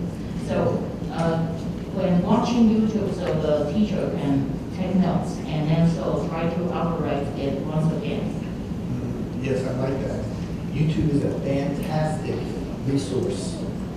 And recently I was given some lesson plans to kind of check the English on it. And I believe someone wrote them in Chinese and then just translated into English. And I went to YouTube because I'd never taught these lessons in math before. And I was able to find some Americans talking about it that helped me. But I would be careful, and I'm thinking of your idea of reading the foreign textbooks. That could be difficult. And I want to return to an idea that we can use English as a snack and not English as a big meal, all-you-can-eat meal. And reading a textbook could feel that way, that it was too much strange structure, strange vocabulary, and that would be challenging, I think. One of my colleagues disappeared. So, very nice ideas. You mentioned keywords, putting keywords into YouTube. I might just choose a few keywords that they can use in this lesson today. Just the right amount, a little bit. It's almost like if you have a child and you're going to give them some money. You only want to give them enough money to buy what they're going to buy. Like if they're going to school to buy lunch. Like you don't give your kid a few $100s. This should last for a while. Let me know when you're out. You know, they could be out very soon. But you just give them enough money to buy lunch today. That could be the strategy for English. Choose a little bit of English for today for this lesson. And then, my opinion, the rest can be Chinese. feel like we have to be careful and respect the identity of our learners. In the USA, this has been an ongoing concern. In the beginning of the USA, we said, you have to speak English. Now there's more views on it, but that's a lasting legacy. And the university I work at in Taipei began as a Japanese language school to make everyone learn Japanese. And if you wanted a diploma, you had to have a Japanese name. And that really touches your identity, doesn't it? You can't be a Japanese teacher. I mean, I've got an English name, Bob, but I don't insist my students have, an English name if they don't. We have to respect their identity and teach them to use English as a tool to make something happen. And these are the main things that we want to happen in a science class. And I have to say, the lesson plans that I got paid to fix, there wasn't any of this on the lesson plans. It was the strangest thing I'd ever read. And I read about 5 pages before it really dawned on me. Because I'm just trying to fix the verbs and the prepositions. And then after 5 pages, I thought, I've never said anything like this. And I've never had a student talk this way. It sounded like a movie of the smartest students in the world. A lot of the dialogue was like, yes, we understand. And then they would just say the math. It was very curious to me. But this is what I want to see. Also, to me, this is observational. You could see this happening, like using models, asking questions. We should be able to observe this happening. Okay, let me see.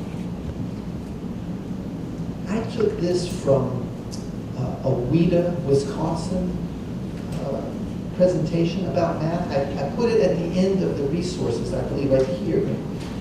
At the very last page, Oweta resources.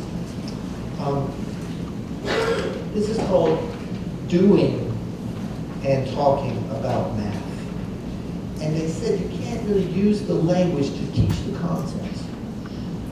And that's the problem I had with the math tests. There was so much language that the content was lost. Asking the students to do math about a garage on the side of their house when they don't have houses with garages. It just didn't make any sense. They could not do the math because they didn't understand the language. But first, we want them to be doing the math. And then you give them the language. For example, my fraction game, where the student said, tooth. In their minds, they've got a number and they're looking at the model so they know which one is big. And then I say, tooth? Tooth? We don't have tooth. Half. And at that moment, when they apply the language to the content, it will stick. I think the language will stick to their ideas, but if you give them the language first, there's no guarantee the idea will be there. So the goal is content success, and we want that here. Some dual language immersion programs in America, they notice the students don't learn as fast, don't learn as quickly. They don't have the same test scores.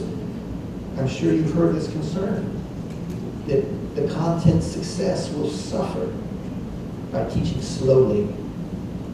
That's why I'm trying to imagine a way, if I've got 5 classes a week, each one is an hour, maybe I can do 5 or 10 minutes of English, and then the other time, do it my regular way.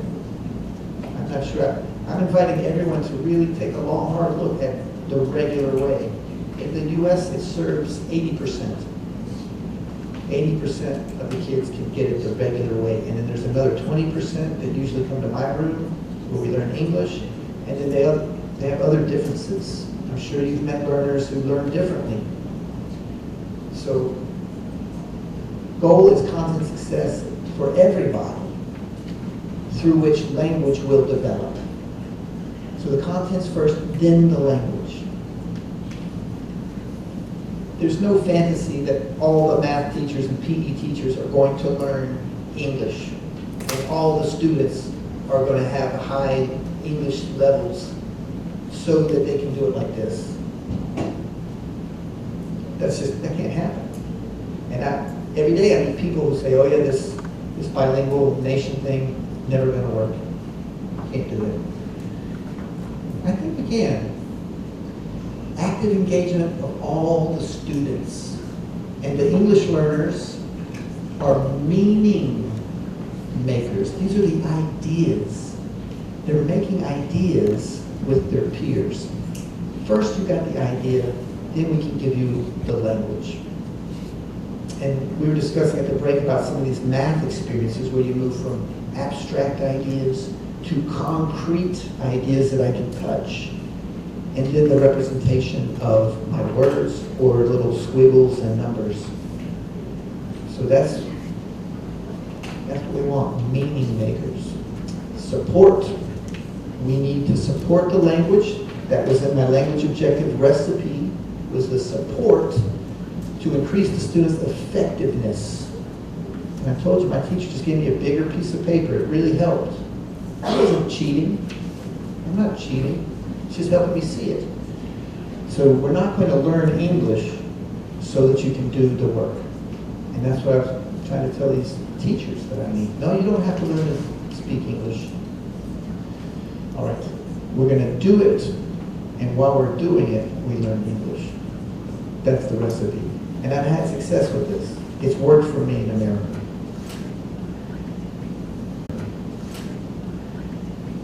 I got this from a guy in Utah, and he was really teaching vocabulary. But I like this idea of the grammar being the engine. Because the vocabulary and the nouns that we learn, we do that all the time. It's very natural. As soon as you meet somebody like me, I'm Bob. You just learned that. This thing is called Bob. It's very easy. We do it all the time. Some lesson plans I've seen, some of my students are making them too, they want to be bilingual teachers. They focus on how do we teach the vocabulary. And I understand that. A lot of English teaching is vocabulary. Tomorrow I'm going to do a lot of vocabulary stuff in a different workshop. It's useful. But the vocabulary, we burn it up every day. If they are acting like scientists and analyzing data, they should be able to apply these analysis skills or asking questions, the WH questions, and do. Today we're going to ask questions about weather and where does the water go? Where does the water come from? Tomorrow we're going to ask questions about plants. And we're going to change all the vocabulary, and they're already going to be using their skills, their grammar, their functions of, we ask questions when we're scientists. We're going to ask questions about this and ask questions about that. And you just kind of plug in the vocabulary of the day. We can front load it. Oh, today we're going to be talking about plants. We're going to think about seeds. We're going to think about leaves. You just give them the words so that they can ask questions. And that is the third emphasis for me, the third focus, the language. What is the grammar that we have to teach them? What is the language they would need? I don't think it's just vocabulary. The vocabulary will change lesson to lesson, topic to topic, but some of the thinking, the work, some of what the students do will be the same. You're just going to change out the vocabulary. So I wanted to show this picture of the last high school I worked at. I used to work at this high school, and I mentioned before that I worked at a bad school. Most of the schools I worked at were called bad because they didn't have a lot of money and they didn't have a lot of test scores. And this is also where a lot of immigrants live. It's part of America. It's a strange thing. So that's where I worked. However, these guys are going to go to college because they're basketball stars. We had a great basketball team. We got championships almost every year. They would call these guys the best. But I want you to take a look at the coach. And I would never do this in North Carolina. I feel a little embarrassed to be doing it here. But I don't think he can play basketball. I don't think he can. He got that boy a scholarship to college. He's going to college for free. And I remember at the end of the year, they would always stand up and talk about how much money in scholarships that the students win from their sportsmanship, from being champions. And actually his teaching class, he teaches a class that's computers, Whereas virtual learning, they just come into the computer lab and they can do different courses online. So he doesn't even do instruction. But it's my understanding he's the best coach. So he tells them how to be basketball stars. He doesn't do it. And this reminds me of another old measure of the teachers and the teaching. Who is tired? Is the teacher tired or are the students tired? And so this guy, he makes them tired. He's probably tired when he showed up. But the key is they've got different roles, different responsibilities, and they'll use different language. I'm going to throw out one more PE teacher story. I got a lot of PE stories to share. I left this school and I went to an elementary school, and me and the PE teacher, we had to work in the buses in the afternoon. So every day we would stand in the buses and make sure the kids were safe getting on the bus. And the PE teacher, I felt like he knew everybody's name. We had one PE teacher. I only had about 60 or 70 students, and I knew half their names, maybe. I didn't know 70 kids' names. But Kyle, the PE teacher, he knew every kid's name. Who can tell me why? Does anybody know why? Because I asked him. I said it's not fair. Like after a few months, I'm like, how do you learn everybody's names? This is unreal. You know everybody's names, and I always forget my students' names. What's going on here? I'm supposed to be a language genius, and I can't say their names. But the PE teacher knows. Does anybody know the answer to this riddle? Yes. But the reason why I can tell you that because I teach grade 5 and 6, and I know all my students by names because I associate the name with the image. Oh, the image. So the first day, what's your name? What's your name? What's your name? And every on my head, I'm putting, oh, he's the guy with long hair, whatever. And I said, oh, she's the one with the short hair, whatever. So I do the name association. Mm-hmm. Excellent. Name association. So how many do you think? I have grade 5, I have 4 classes, and grade 6, I have 5 classes, and each one of them is about 30. Wow, hundreds of students. So he's got a method. I've tried that. I tried taking pictures and then like studying it. But now it's more difficult because most of my students wear masks, and it's very complicated. I appreciate your method. That's not what the PE teacher told me, how he did it. He had a different, yes? I think probably he asked the student to pass the ball, but whenever they pass the ball, they need to say the person's name first. So with a lot of listening input, so sooner or later, so the PE teacher recognized everybody's name. That's what he said. He said he learned it from the students because the students say each other's name when they pass the ball. So what's your name? Yona. Yona. So she's got the ball. I'm shouting, Yona, Yona, Yona, Yona. Throw the ball to me. He said that's how he learned it. The students say it. The students using language. That is our goal. And for the PE teacher, I would say we can make a list of what you want to say. It's not going to change. It's not going to change. Thank you. It's not going to change that much, but our goal is to make the students use the language. Use the language. And if we got some English teachers here, you've probably had that lesson, where is the post office? Where is the train station? And you can learn to say that. But when you go on the street in London and say, where is the post office?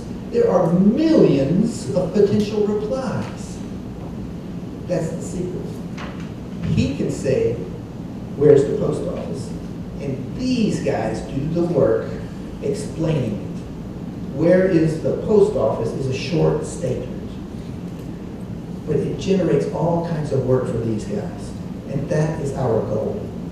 To create the work for the students to use language in any situation. And it will look a little bit different. You know, the PE class is much different than my class. The children aren't shouting and they aren't running around.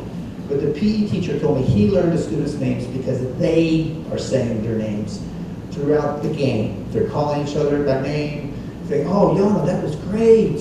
Oh, Bill, you did a good job. Hearing the students say the names is how he learned it. Now, I want to try using these kind of language in an exercise. This comes from WIDA, and they said there are 7 major student discourse move. A move. That makes it sound like a game. I might say there's 7 student languages or 7 students. This is something they're going to do. It's a language function. The number one thing, they want to tell and explain a new idea. We want the children to do this. I might think that's what the teacher does, right? What if we get the students to do it? Clarify an idea. Ask a clarifying question. This is something I would coach my students to do. Try to get them to do it. Right now in Taipei, they want to do this at the end of class. They don't want to ask in front of everyone. But when the class is over, 2 or 3 students will come and ask a clarifying question. Restate or summarize an idea. And this is beginning to look like the lessons that we've taught before. Can you summarize the passage? This happens all the time. Compare and contrast ideas. Support an idea. Build on an idea. And I think now we can see the overlap. This is beginning to look like what do science students do? They make an argument and they support it with evidence. Compare and contrast the ideas. The girls who are analyzing data. And then question or challenge an idea. This is what the students do, and we have a similar one for teachers. The 7 things teachers say. They help students clarify their thinking. This is one of my favorite things to do as a teacher. When a student's halfway, they've almost said it, and they're like, are you talking about, and then you help them get there, and they're like, yes, and then they can say, when you guide their thinking. And I believe that's the history of the root pedagogy. I think it has the idea of that word, that you're leading them and guiding them. Pedagogy. Make ideas public. Once more, this is something I do in my work today in Taipei. My students aren't comfortable sharing their ideas. Very often, I share my students' ideas and repeat them. Oh, I have to tell you guys what Gilman said. Help students deepen their thinking. We can ask, is this always true? Do you see that's the way it happens in France? Emphasize a particular idea. That's my least favorite. When the students get off and they start thinking about something crazy, you have to kind of like guide them back. Help students listen carefully and think about one another's idea. Now that's the goal. If we can get them sharing their own ideas, that's where they use the language. That's where they lead the language, is with each other. It's a minimal amount of language, only listening to the teacher. But if you can get the students talking. And I have a test prep class now where I make the students just read a page because they don't talk enough. And so 2 times in the class, we pull out this page and we read it just so I can get the English in their mouths. And they want to take a speaking test. That's the only way I could really make them put English in their mouth. And it helps students apply their thinking to the other's ideas. Now, I wanted to try an activity. I was told we would have 50 people, so I was thinking about 10 groups of 5. We'll kind of spread out. But I had an activity in mind with these colored papers. So we could have 4 colors, and each one represents a person. So one person would be red, and they would take a position. such as I don't think there will be Olympics in Tokyo this summer because of the pandemic. That's my position. There's not going to be an Olympics. Even though I've got tickets, I've got tickets. But that's just a position that you can take. And then on the back, I put some simple stems to help. Because, I believe that there will not be Olympics for two reasons. The first is the pandemic has interrupted all of the training of the athletes. For example, many swimmers cannot go to swimming pools to swim. A second reason is because the pandemic has interrupted air travel. And I don't think it will be possible for people to fly to Japan. For example, some airlines have fired a lot of employees. So for those reasons, I believe there will be no Olympics. So that's my position. Let's go back. So that was me telling and explaining my new idea. No more Olympics. And then another person in the group will be the blue. Oh no, excuse me, I got it backwards. It's the opposite opinion. Another person is going to say the opposite. Say, well, I believe there will be Olympics in Tokyo in 2021 for two reasons. First, I bought tickets to go see karate at the Budokan, and I want to go. The second reason is there's going to be surfing for the first time ever in the Olympics. The Japanese have figured out how to make surfing an Olympic game, and that's just too amazing. So for those reasons, it doesn't have to be that good. Okay. And then somebody is going to ask a question. The third person in the group would say, oh, well, what does surfing have to do? Just because you want there to be the Olympics, that's not really a good reason. Can you tell me why you wanting something to be true makes it true? That'd be a clarifying question, and I don't have a good answer for that. I can just say, oh, I don't know. And then finally, the green person is going to choose and say, oh, I kind of agree with the first position. I don't think there's going to be the Olympics. There's a pandemic. Even though we live here and everything's normal, I think in Japan it might be a different story. So I'm going to agree with the first idea. And so this is my concept for a guided discussion. It's similar to the guided reading lessons where we stop and we do some of these same teacher moves while interacting with the text. You know, this is very similar to how we do guided reading, but now I want it to be guided discussion. So if we can make some groups, I tried to spread out some papers. Maybe you can't be in a group, but I would be so happy if we do groups. Oh, yes. My discussion is like the introduction, and these two body paragraphs, and then that's the subject. Very nice. Right? She suggested it sounds like writing an essay. Argumentative. It is argumentative, but our goal is to start with the speaking. In my experience, the speaking is step one, and we talk about it. You have a discussion, and maybe you talk about it in this group, and then they help you clarify your ideas. This is something we're really hopeful as teachers. I'm the teacher making a lesson, trying to imagine how can I put the English in their mouths?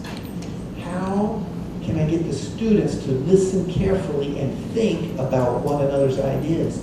How can I help students apply their thinking to another person's ideas? This collaboration and cooperation. You can't have that without the language. And I believe this is the payoff. What do you do with the tool called English? You cooperate and you collaborate with other people. Not necessarily English people or Americans in New Zealand. It could be Japanese people. Maybe we're going to work at a car company and we are working on the brakes, but we need to cooperate and collaborate with the tire people. And the tire people are from France. We're going to use English to do it.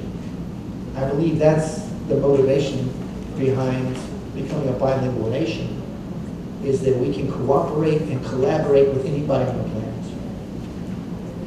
So I tried to make this, and it is like an essay. I would ask them to do that later after we've discussed it and we've talked about it. Talk about it then, right? Let's see if we can have a quick discussion. If you've got these near you, you can participate. If you need one, I've got a few more. I was kind of, in my mind, I thought, oh, 50 people, that would be 10 groups of 5. So if anybody needs one, I have a question I'd like for you guys to discuss. Maybe. Oh, this is my position. I think in bilingual schools, physical education, the PE class, gym class, should use English numbers to keep score in all the games. Students should be encouraged to use only English when talking about the scores and their points. So we don't need English names for PE. You can use your Chinese names and shout out Chinese names. You can explain how to play this game in Chinese. But I want everybody to keep score. And for me, I think that's bilingual PE now. And my question as a teacher, I don't want everybody to speak English just, to be interesting. I want them to be interesting human beings. What will they do later? And I think that if they can use English numbers, that would be amazing. That would be valuable. This isn't really cheating their PE class because they're using numbers. Later they will need the numbers. And maybe you guys have seen that. I think we've got a lot of bilingual people here. If you suddenly have to pull out your wallet and do math, are you going to do it in Chinese or are you going to do it in English? That would be it. Or I'm making too many points. I want you guys to make the points. So let's have a quick discussion. See if you can use these cards. You get 4 people to play, and the 5th person can be the teacher. The 5th person can try to help you clarify their thinking. What is this language? This is our language as teachers. This is how much language we need. And you know what? I think you could do this in Chinese. You could do this in Chinese and have the students respond in English. That's my feeling. All right. Let's put 5 minutes on the clock. Let's see if we can do this. Say your position. Somebody ask the opposite position, a question, and then the 4th person agrees with one of the positions.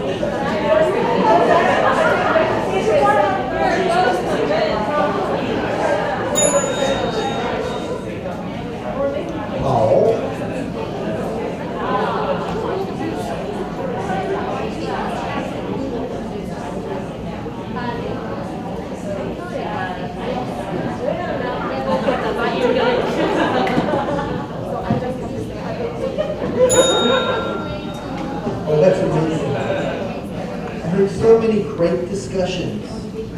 And can you feel the difference of just me standing and me using English to having the engagement of so many groups using English?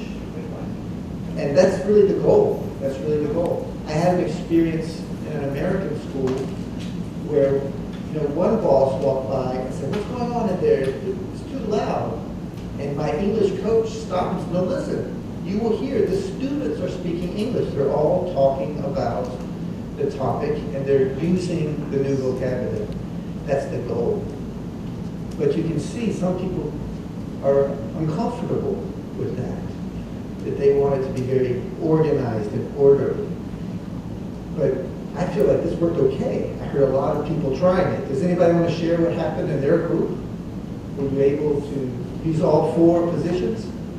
Did it work? Yeah, it did work, even though pretty much I agree with the position plus our even though all of us agree back to the position at the end. Oh, fantastic. Well, that sounds fruitful, but the goal is to try the language moves of asking the questions, of considering the opposite position.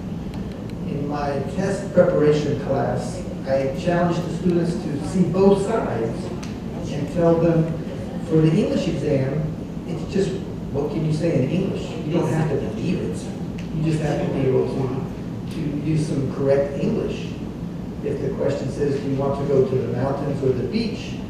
And you know a lot of beach vocabulary and fish and surfing, say that, even if it's not true. So it's a skill. We want these skills, and I think now you will recognize we can do them in almost every class. Explain ideas, explain a game in PE, clarify an idea in history class, restate or summarize an idea. I often do that as a teacher, and I try to get my students to do it. So here they've listed 7. I tried to create a situation of just 4, and this could become a strategy. I mentioned before SIOP uses strategies. If we teach the students that this is part of the lesson where we're going to get in groups and have a quick discussion, and then maybe pass them around so everyone can practice asking questions. Everyone can practice summarizing and restating. Now, the time is ticking. I was hoping we could try one more quick idea and see if we could write a lesson plan. I hope I gave everybody, we got it? Now let's consider together what happened today. What were we doing in here? How did I arrange my lesson?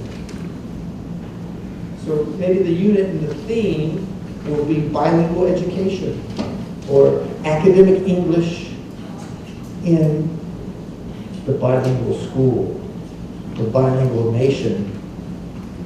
And then the standards, I don't know, maybe some SIOP. That was my real goal, was to share SIOP. This is a SIOP. The content objectives. Today I wanted to introduce SIOP and how I used it in America. And I offer it to you as a comparison for CLIO. If you're working on some CLIO, I think you can take some recipes out of the SIOP book. Here I've got the 3rd edition. You can take some recipes out of here, and nobody's going to know it's not CLIO. It looks like CLIO. If you have students sitting together, talking and asking questions, using a little bit of vocabulary on your topic, not a lot of vocabulary, just enough for today. That's the content. Language objectives. Now, I showed them at the beginning. I posted them up there. In my class in America, it has to be on the wall where the boss can see it. And you want the students to know, this is what we're doing. This is my language objectives. So everybody's talking, even the quiet people. Who can tell me what some language objectives were from today, from our class together? See, they got the masks on. I don't know who's talking. Is that you? Some ideas? Talking? Yes. We had the guided discussion. just a moment ago. And as a support, I gave you guys a role and some sentence stems. Another support was a small group. So, you know, the teacher's not hearing you talk, but only your group is hearing you talk. So one language objective could be a guided discussion about a bilingual PE class, using a role, using sentence stems in a small group that's got some support to make the English possible. It's got the content, because we're talking about a PE class. Is it effective to use English like that? So there's some content, there's some language talking. You know, I'm calling this writing. And writing is different things to different people. When you break it down, there's a lot of skills involved in writing. But we're writing, you got a pencil, you're writing English. We're writing a lesson plan. This is a SIOP style lesson plan, so it's part of our content. And we're doing it together as a group activity. So that's the support. We're doing it as one group. Language objectives. I also said we were going to read. Does anybody remember what I talked about reading? The practices. We're going to read the practices, and I put it in Chinese. So did the Chinese help you? Can you read Chinese? It didn't help me. I didn't need it. It didn't need it. But that's the secret about the supports. It's every student's going to be different. Some student is going to really need that small group and never speak in front of the whole group. They will only speak in the small group. They might know what to say, but that's just their style. Another student is comfortable speaking in front of the whole group but needs the sentence stem or needs the specific role. Your role is to ask a question. And that's my favorite role at the staff meetings. I don't know if you guys have tried this yet. You just ask a clarifying question, and it looks like you participated and you weren't just like on your phone or sleeping at another staff meeting. Ask a clarifying question. It works. So that was 2 or 3 language objectives. We're going to read using Chinese as a support, the native language, dual language. Now, key vocabulary. I think maybe EMI would be important. CLEO, SIOP. Language objective. I really hope we can take away the idea of using the language objective. Supplementary materials. Can somebody remind us of the materials we used today? The cards. Yeah. And what did you think about my menu? I'm worried about my menu. I'm going to have to take another stab at writing lesson plans with the menu. I was hoping this would be an interesting. I'm not giving up on my menu. I'm going to figure out how to include what we're going to do. That was my other column. I wanted to put the practices of like asking questions or analyzing the data. So we have a language objective and it's something the students are doing with science and math. Now here we've got some SIOP features. I think I did some modeling. Did we have guided practice? Perhaps now we're practicing the lesson plan templates. And the book has 4. I just chose this one. In my last job, they really just wanted to see the language objective. Every principal will tell me something different they want on a lesson plan. Higher order thinking questions, or they'll tell you what they want. But these are my SIOP. We got modeling, got guided. What about independent practice? Do we have any independent practice? Mostly group work today. I said talk to your partner, talk to your group. Oh, we didn't do that one. Comprehensible input. I hope I provided some comprehensible input. Let's see, grouping, whole class. We're doing a whole class lesson plan. We did small groups and we did partners. I don't think we did a lot of independent stuff today. Preparation. That's all about me, really. Integration. Do we do reading? Yes. Do we do writing? Yes. Do we do speaking? Yes. Listening? Awesome. Now, we've been here a few hours. It might be normal to have like one language objective. You want the students to practice one kind of language. That's the minimum. And then you've got a bilingual class. If you've got to doing one of them, I try to give you some hands-on stuff. I hope this was meaningful. I think it's linked to the objectives. And the objective here is very interesting to me because it's from the top. The bosses said we should include English in our schools. We should move to a bilingual model. I think that's fortunate because it gives us the opportunity to look at the way the schools operate, to look at the way instruction happens, and to look at how we use language. I hope you will consider my ideas about the language function of the student and the teacher. And this has happened to us in America. I told you my schools were kind of low-performing schools. So the principal said everyone is doing literacy.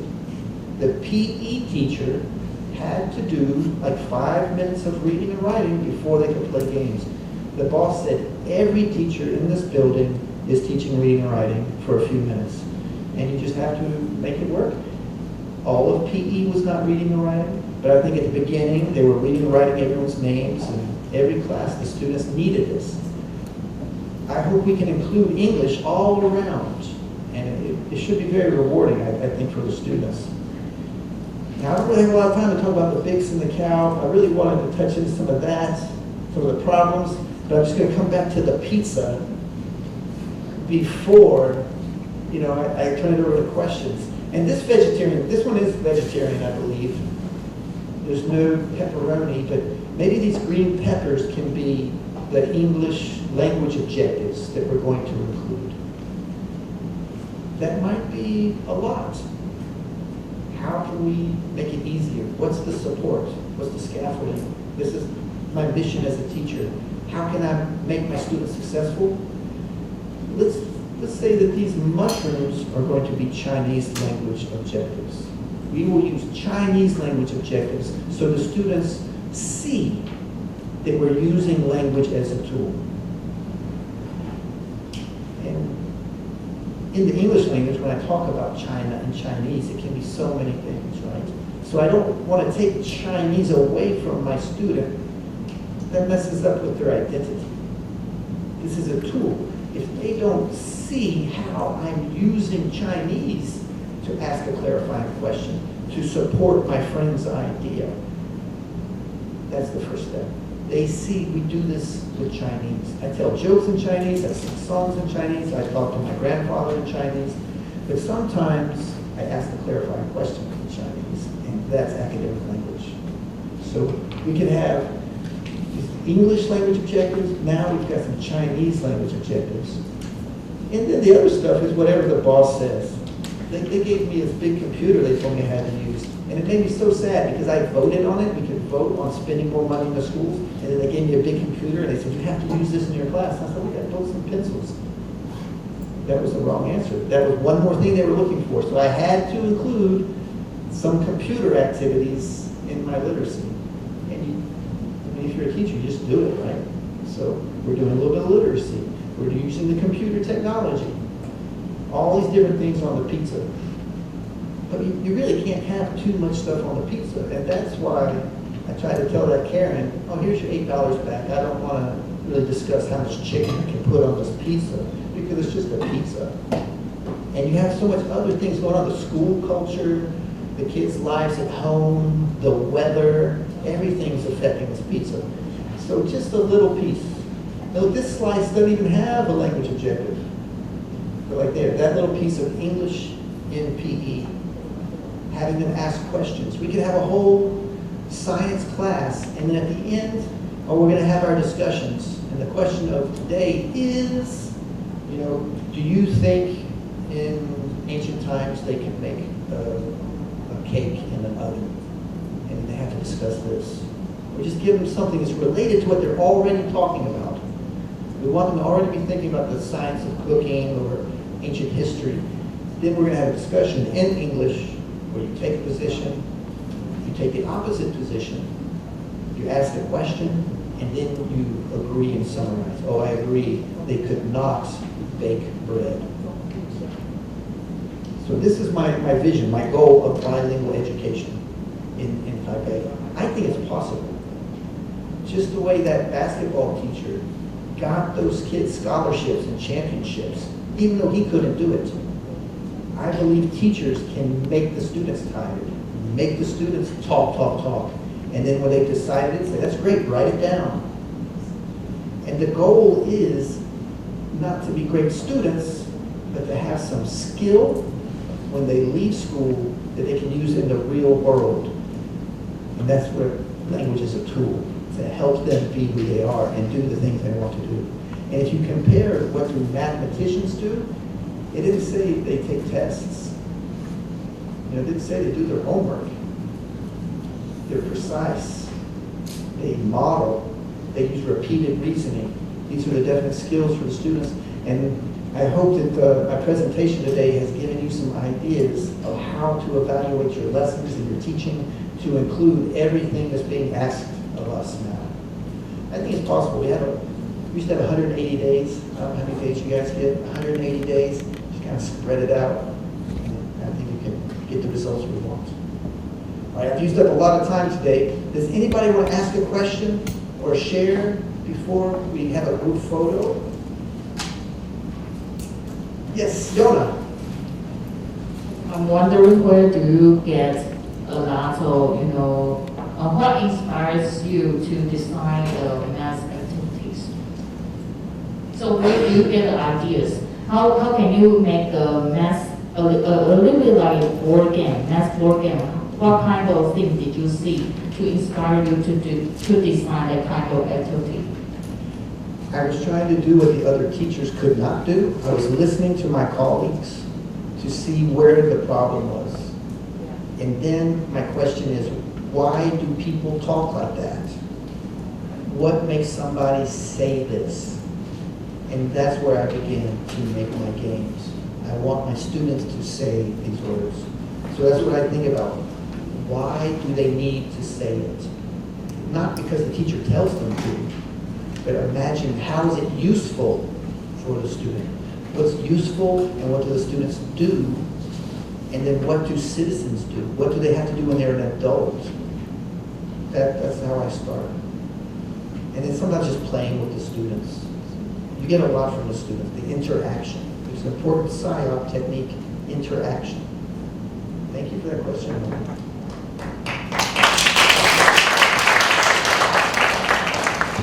Now the closing ceremony is going to begin. We would like to invite the Chair of English Department, Professor J. Lee, to present a souvenir and a certificate of appreciation to our speaker.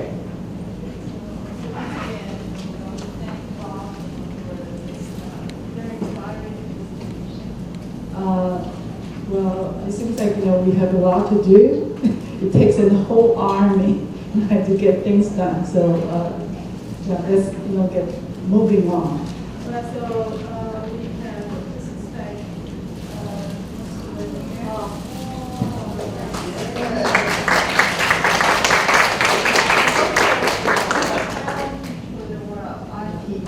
Everybody teach.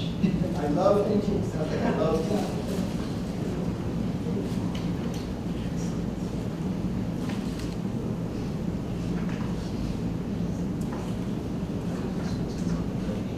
And let's take a group photo together. Participants, please move together to the middle of the room. Well, I hope you enjoyed our discussions today, and I hope that you learned something that you can take into your classroom so that your students can be more language focused as they explore STEAM.